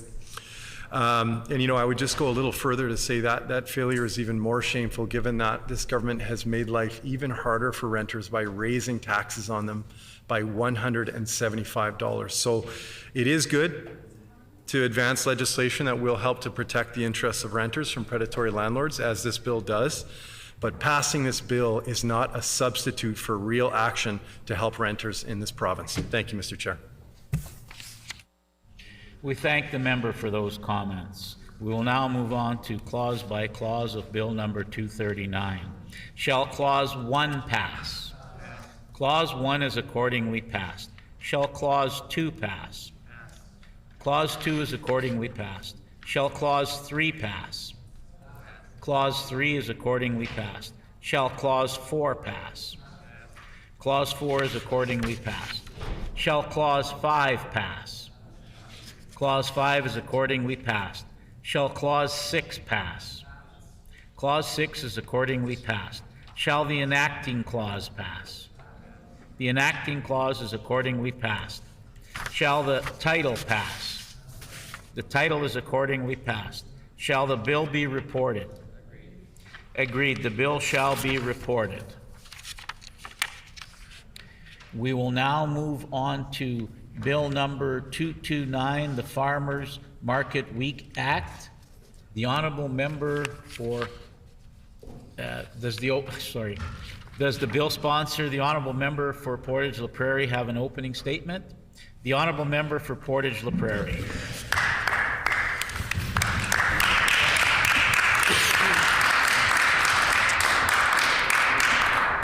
Thank you, Mr. Chair. Just a few comments. I think everyone in the House here is supportive of the whole principle of farmers markets, not only for the nutritious and economical food that they provide the opportunities to for many people that partake in these events, but also because of the education opportunities it provides, not only to the consumer, who now hopefully understands a little bit more about where their food comes from, but also the producer, who must understand their customers to make sure that they get the right product in the right amounts at the right times.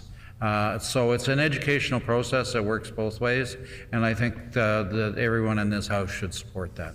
Thank you very much, Mr. Chair. We thank the member for those comments.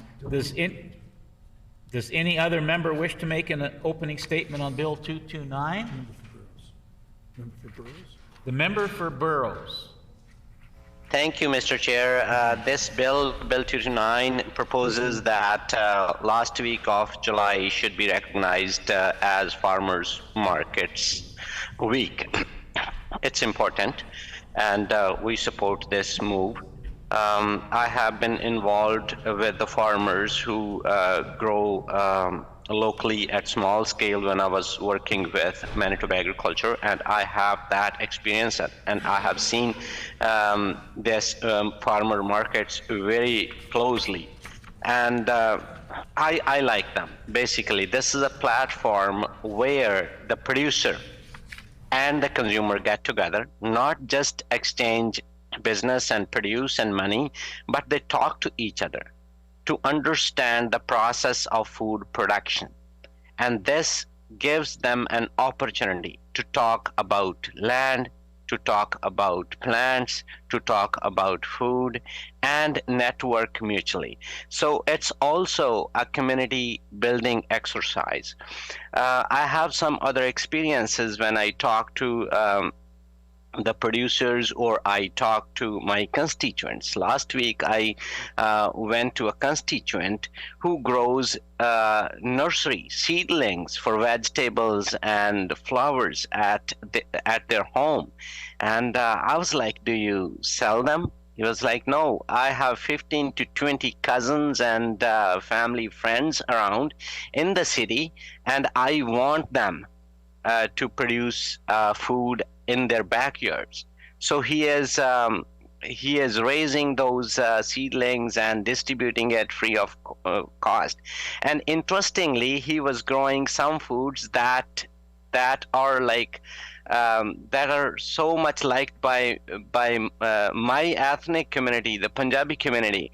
And my constituent was from a Filipino background, and he said, I know that your community likes these vegetables, and he offered me those.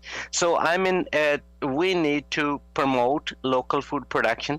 We need to talk more about farmers market, and we need to encourage new Canadians, and especially we need to encourage and help young producers to produce food at small scale, and we should encourage the consumers to buy food from farmers market because they get access to locally produced, fresh produce at the farmers market.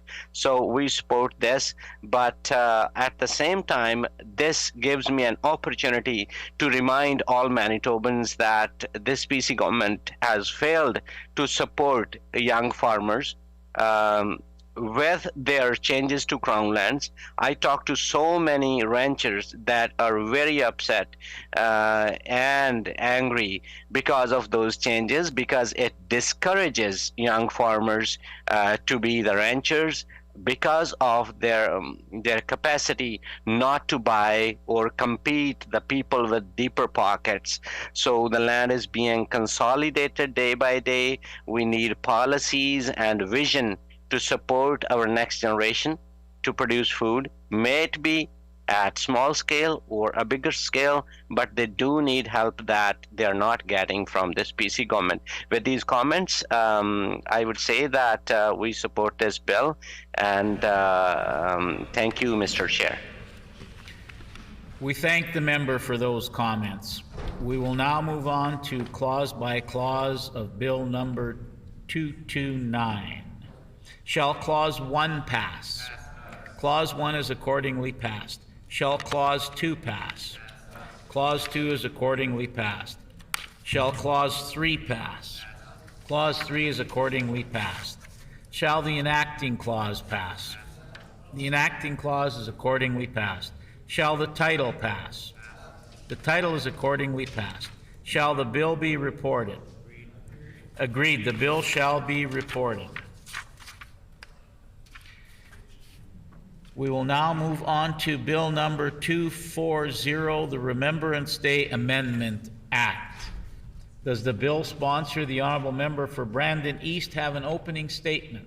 The Honourable Member for Brandon East. Thank you very much, Mr. Chair. And again, it's an important bill. Again, as I mentioned in second reading, the intent of the bill is not a reactive bill, but instead one that's proactive to put measures in place to prevent employees in our province from not being able to wear a poppy during Remembrance Day week. Again, unless it has something to do with this health or safety aspect of the workplace. Other than that, it certainly is an opportunity for all Manitobans to stand strong and proud and really recognize the sacrifice that those in the Canadian Armed Forces make on behalf of our country for us so that we can live the type of life that we have. And again, I think we all stand together in solidarity in saying we thank every member of the Canadian Armed Forces for what they do. We really appreciate their support of our country and the sacrifices that they made. And again, this bill will allow every Manitoban the ability to wear a poppy during Remembrance Day week in honor of those who made the ultimate sacrifice. The Honourable Member for Concordia. Thank you very much, Mr. Chair. I appreciate the opportunity to put just a few words on the record with regards to Bill 240. First and foremost, I do want to thank, of course, our veterans and those who serve in our armed forces. Recognize the important contributions that they have made and continue to make in keeping our country free and ensuring that peace is first and foremost what we strive for here in this country and abroad. I also want to take this opportunity to thank our legions and thank the incredible work that they do. I'm lucky to have Legion number 9, Elmwood Legion, in my constituency, and I very much appreciate the work that they do. Of course, around Remembrance Day and in distributing poppies and ensuring that community has a place to gather for that day in recognition of Remembrance Day. But if I could, just to say more broadly, the community gathering space that they provide for the whole community is an important part of the fabric of who we are in of course, in that neighborhood, across the city, and across the province. So it's important that we recognize their work, not just on Remembrance Day, not just around that, of course, important time, but around 365 days out of the year. So I think it is important that we use the poppy as an important symbol of remembrance. I think there were some important questions that were asked at second reading with regards to how this will be implemented, and I appreciate that the member had some answers at that point, and others I think are to be determined. But I think the general idea behind this bill is an important one, that we allow for as much time in a safe way for people to use, to wear the poppy, to use it as a symbol of recognition of their appreciation of our veterans and of the important work of Legions. Thank you very much, Mr. Chair. We will now move on to clause by clause of Bill number 240. Shall clause 1 pass? Clause 1 is accordingly passed. Shall clause 2 pass? Clause 2 is accordingly passed. Shall clause 3 pass? Clause 3 is accordingly passed. Shall clause 4 pass?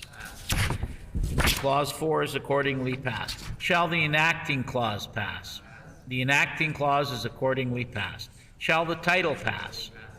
The title is accordingly passed. Shall the bill be reported? Agreed. The bill shall be reported. We will now move on to Bill number 242, the Police and Peace Officers Memorial Day Act. Does the bill sponsor, the Honourable Member for Brandon East, have an opening statement? The Honourable Member for Brandon East. Thank you. Thank you again, Mr. Chair.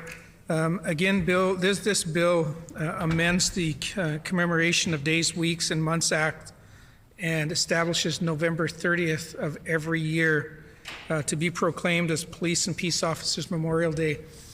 We need to remember those, again, who made the ultimate sacrifice domestically here in Manitoba so that we can raise families in our communities.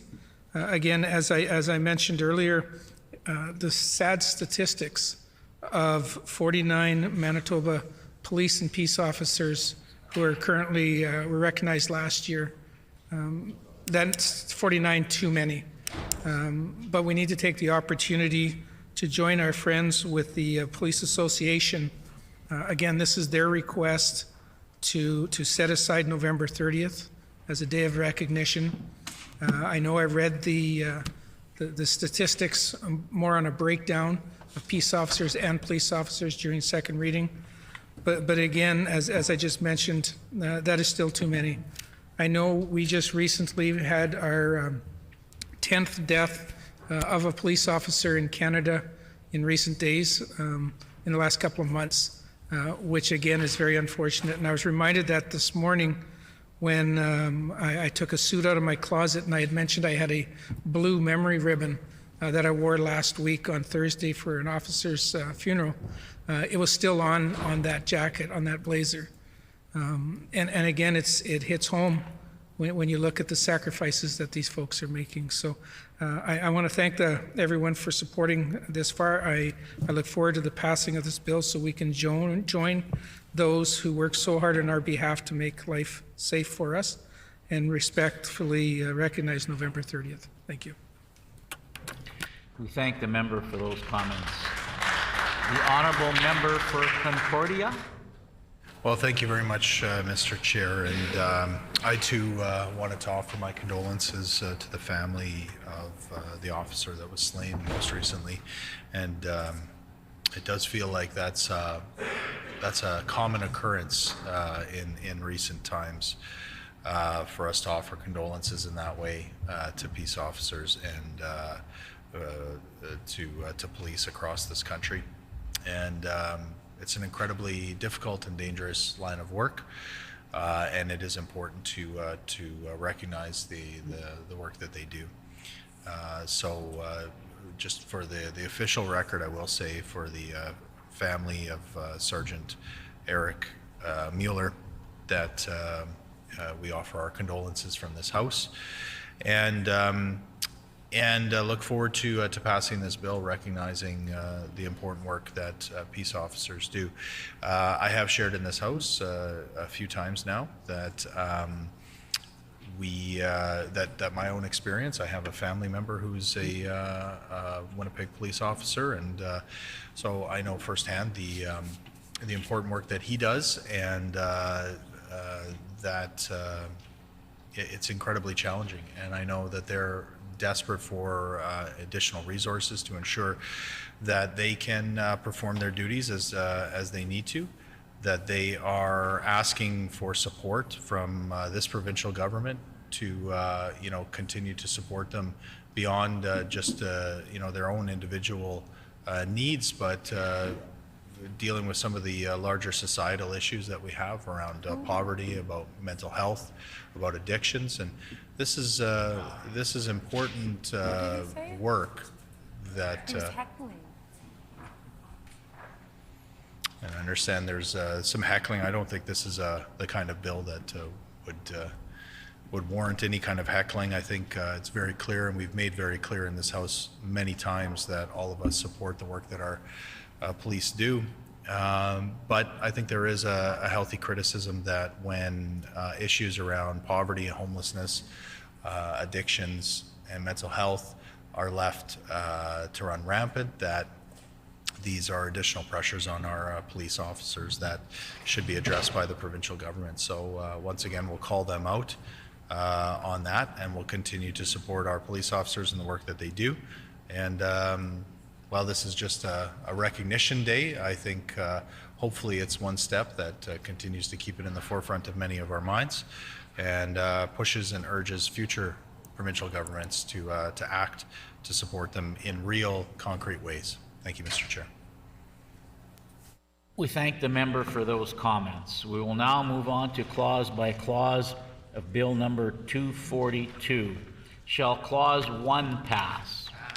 Clause 1 is accordingly passed. Shall clause 2 pass? Clause 2 is accordingly passed. Shall clause 3 pass? Clause 3 is accordingly passed. Shall the enacting clause pass? The enacting clause is accordingly passed. Shall the title pass? The title is accordingly passed. Shall the bill be reported? Agreed. Agreed. The bill shall be reported. We will now move on to Bill number 227, the Workplace Safety and Health Amendment Act, access to washrooms for delivery persons. Does the bill sponsor, the honourable member for the Maples, have an opening statement? The honourable member for the Maples. Thank you, Mr. Chair. This bill amends the Workplace Safety and Health Act. In most circumstances, the owner of workplace must provide access to a washroom on request to a delivery person attending the workplace. As Mr. Chair, I have mentioned during the second reading that this is a nonpartisan bill. This bill came straight from our heroes.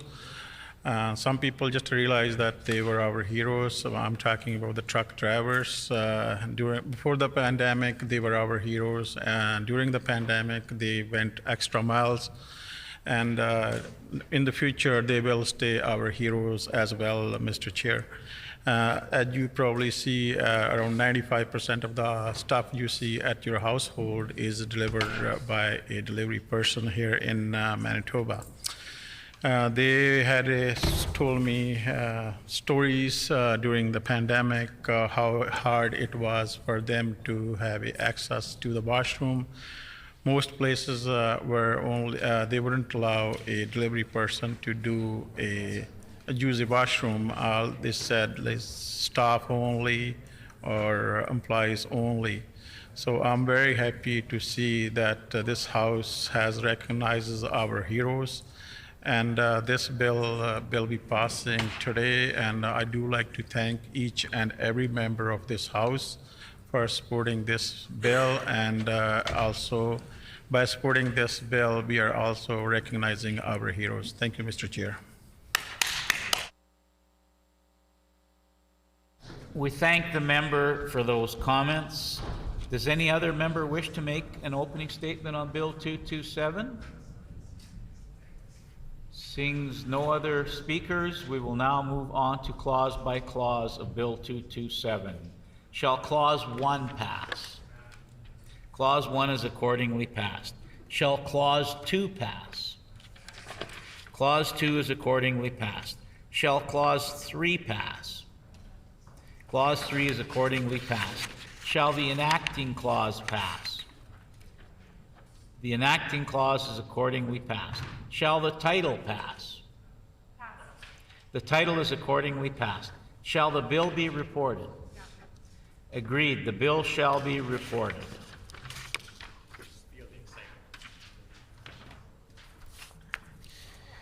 We will now move on to Bill number 241, the mandatory training for provincial employees. Does the bill sponsor, the honourable member for St. Vital, have an opening statement? The honourable member for St. Vital.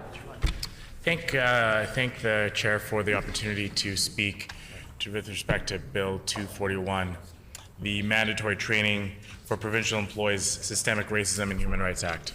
I just want to add to the record a few comments. I spoke at length with regards to this bill during our second reading and when we had previous opportunities to debate the same piece of legislation, even though it was under a previous bill number, Bill 212 at the time.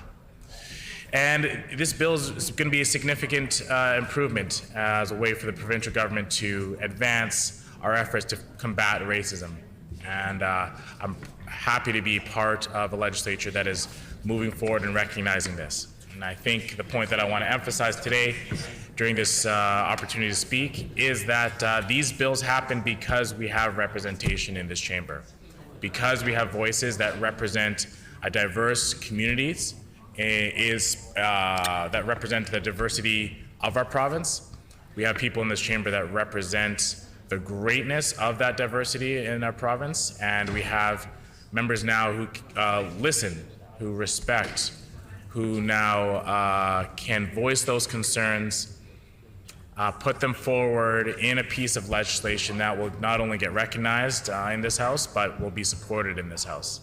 And I think that's a significant step and a significant milestone that we have, that we should be proud of. And I think that by the passage and moving forward of this bill, not only will the impacts of the bill be significant on ensuring that we have a public service that can actively fight against racism, but it also shows Manitobans that this side of the House that respects the diversity of our province, that listens to Manitobans of diverse communities, and when they have concerns, we will be able to voice them and act on them with sincerity to make sure our province is a better place into the future.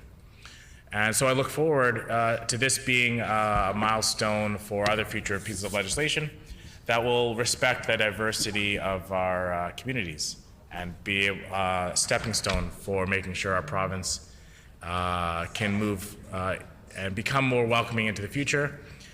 And I also hope that any folks who are unsure about how this bill will positively affect their lives, or whether they're unsure whether they think perhaps this is not necessary, that that they have some serious conversations with myself or with other folks who can really explain to them and communicate to them how important fighting against racism is for every Manitoban, every single Manitoban, whether you've faced racism or whether you haven't. And I think, Mr. Chair, I'll leave my comments right there. And I'm excited to pass this bill into law. We thank the member for those comments. Does any other member wish to make an opening statement on Bill 241? The Honourable Minister of Justice. Certainly our caucus supports this particular piece of legislation. I commend the member for St. Vital for bringing it forward. While I think that there is significant training when it comes to racism within the civil service, having it in legislation is an important both recognition and a step, and I appreciate that he's brought this forward, and I think that all members of the House, including our caucus, are pleased to support it. We thank the member for those comments. We will now move on to clause by clause of Bill 241. Shall clause 1 pass? Clause 1 is accordingly passed. Shall clause 2 pass? Clause 2 is accordingly passed. Shall clause 3 pass? Clause 3 is accordingly passed. Shall clause 4 pass?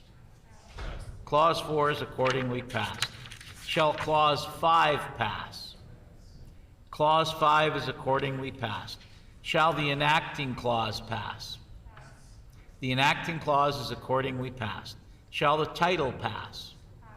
The title is accordingly passed. Shall the bill be reported? Agreed. The bill shall be reported. Last one. We will now move on to Bill number 233, the Chartered Professionals in Human Resources Act. Does the bill sponsor, the Honourable Member for McPhillips, have an opening statement? Does any other member wish to make an opening statement on Bill 233? Hearing no other speakers, we will now move on to clause by clause on Bill 233. Also, if there is agreement from the committee, the chair will call clauses in blocks that conform to pages, with the understanding that we will stop at any particular clause or clauses where members may have comments, questions, or amendments to propose. Is that agreed? Agreed, and so ordered. Shall clause 1 pass? Clause 1 is accordingly passed. Shall clause 2 pass? Clause 2 is accordingly passed. Shall clause 3 pass? Clause 3 is accordingly passed. Shall clause 4 pass? Clause 4 is accordingly passed. Shall clause 5 pass? Clause 5 is accordingly passed. Shall clause 6 pass? Clause 6 is accordingly passed. Shall clause 7 pass? Clause 7 is accordingly passed. Shall clauses 8 and 9 pass? Clauses 8 and 9 are accordingly passed. Shall clause 10 pass? Clause 10 is accordingly passed. Shall clauses 11 through 13 pass? Clauses 11 through 13 are accordingly passed. Shall clause 14 pass? Clause 14 is accordingly passed. Shall clauses 15 through 17 pass? Clauses 15 through 17 are accordingly passed. Shall clauses 18 and 19 pass? Clauses 18 and 19 are accordingly passed. Shall clause 20 pass? Clause 20 is accordingly passed. Shall clauses 21 and 22 pass? Clauses 21 and 22 are accordingly passed. Shall clauses 23 and 24 pass? Clauses 23 and 24 are accordingly passed. Shall clause 25 pass? Clause 25 is accordingly passed. Shall clauses 26 through 29 pass? Clauses 26 through 29 are accordingly passed. Shall clause 30 pass? Clause 30 is accordingly passed. Shall clauses 31 and 32 pass? Clauses 31 and 32 are accordingly passed. Shall clauses 33 and 34 pass? Clauses 33 and 34 are accordingly passed. Shall clauses 35 and 36 pass? Clauses 35 and 36 are accordingly passed. Shall clause 37 pass? Clause 37 is accordingly passed. Shall clauses 38 and 39 pass? Clauses 38 and 39 are accordingly passed. Shall clause 40 pass? Clause 40 is accordingly passed. Shall clause 41 pass? Clause 41 is accordingly passed. Shall clauses 42 and 43 pass? Clauses 42 and 43 are accordingly passed. Shall clauses 44 through 46 pass? Clauses 44 and through 46 are accordingly passed. Shall clauses 47 and 48 pass? Clauses 47 and 48 are accordingly passed. Shall clause 49 pass? Clause 49 is accordingly passed. Shall clause 50 pass? Clause 50 is accordingly passed. Shall clauses 51 and 52 pass? Clauses 51 and 52 are accordingly passed. Shall clauses 53 and 54 pass? Clauses 53 and 54 are accordingly passed. Shall clauses 55 and 56 pass? Clauses 55 and 56 are accordingly passed. Shall clauses 57 and 58 pass? Clauses 57 and 58 are accordingly passed. Shall the enacting clause pass? The enacting clause is accordingly passed. Shall the title pass? The title is accordingly passed. Shall the bill be reported? Agreed. The bill shall be reported. This concludes the business before the committee. Committee rise, call in the speaker.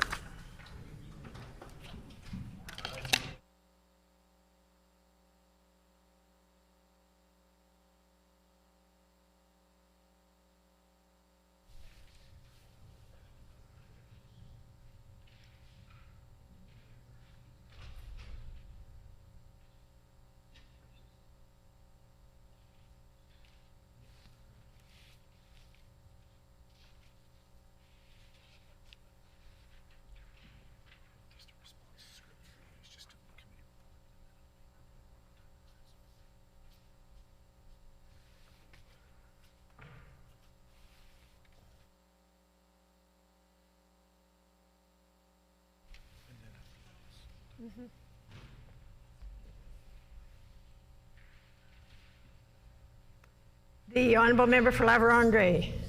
Thank you, Madam Speaker. The Committee of the Whole has considered the following.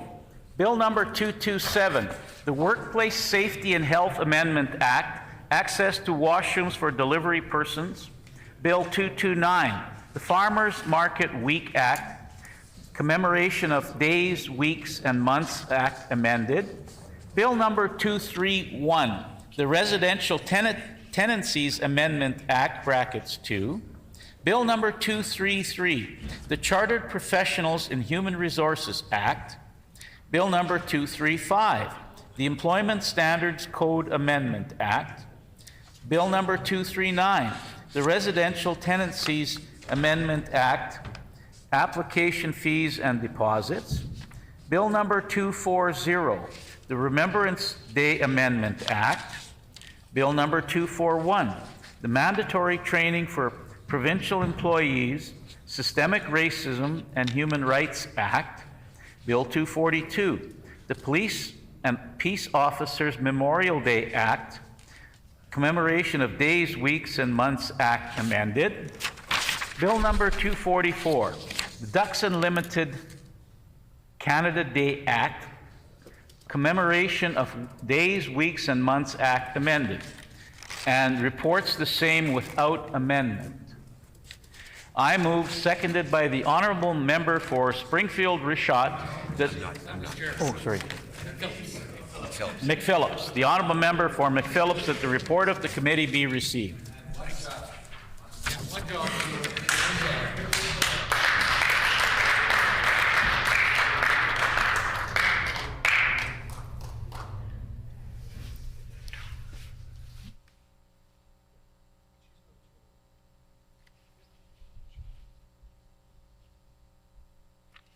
It has been moved by the Honourable Member for La Vérendrye, seconded by the Honourable Member for McPhillips, that the report of the committee be received. Is it the pleasure of the House to adopt the motion? Agreed? Agreed, and so ordered. The hour being past 5 p.m., this House is adjourned and stands adjourned until 10 a.m. tomorrow.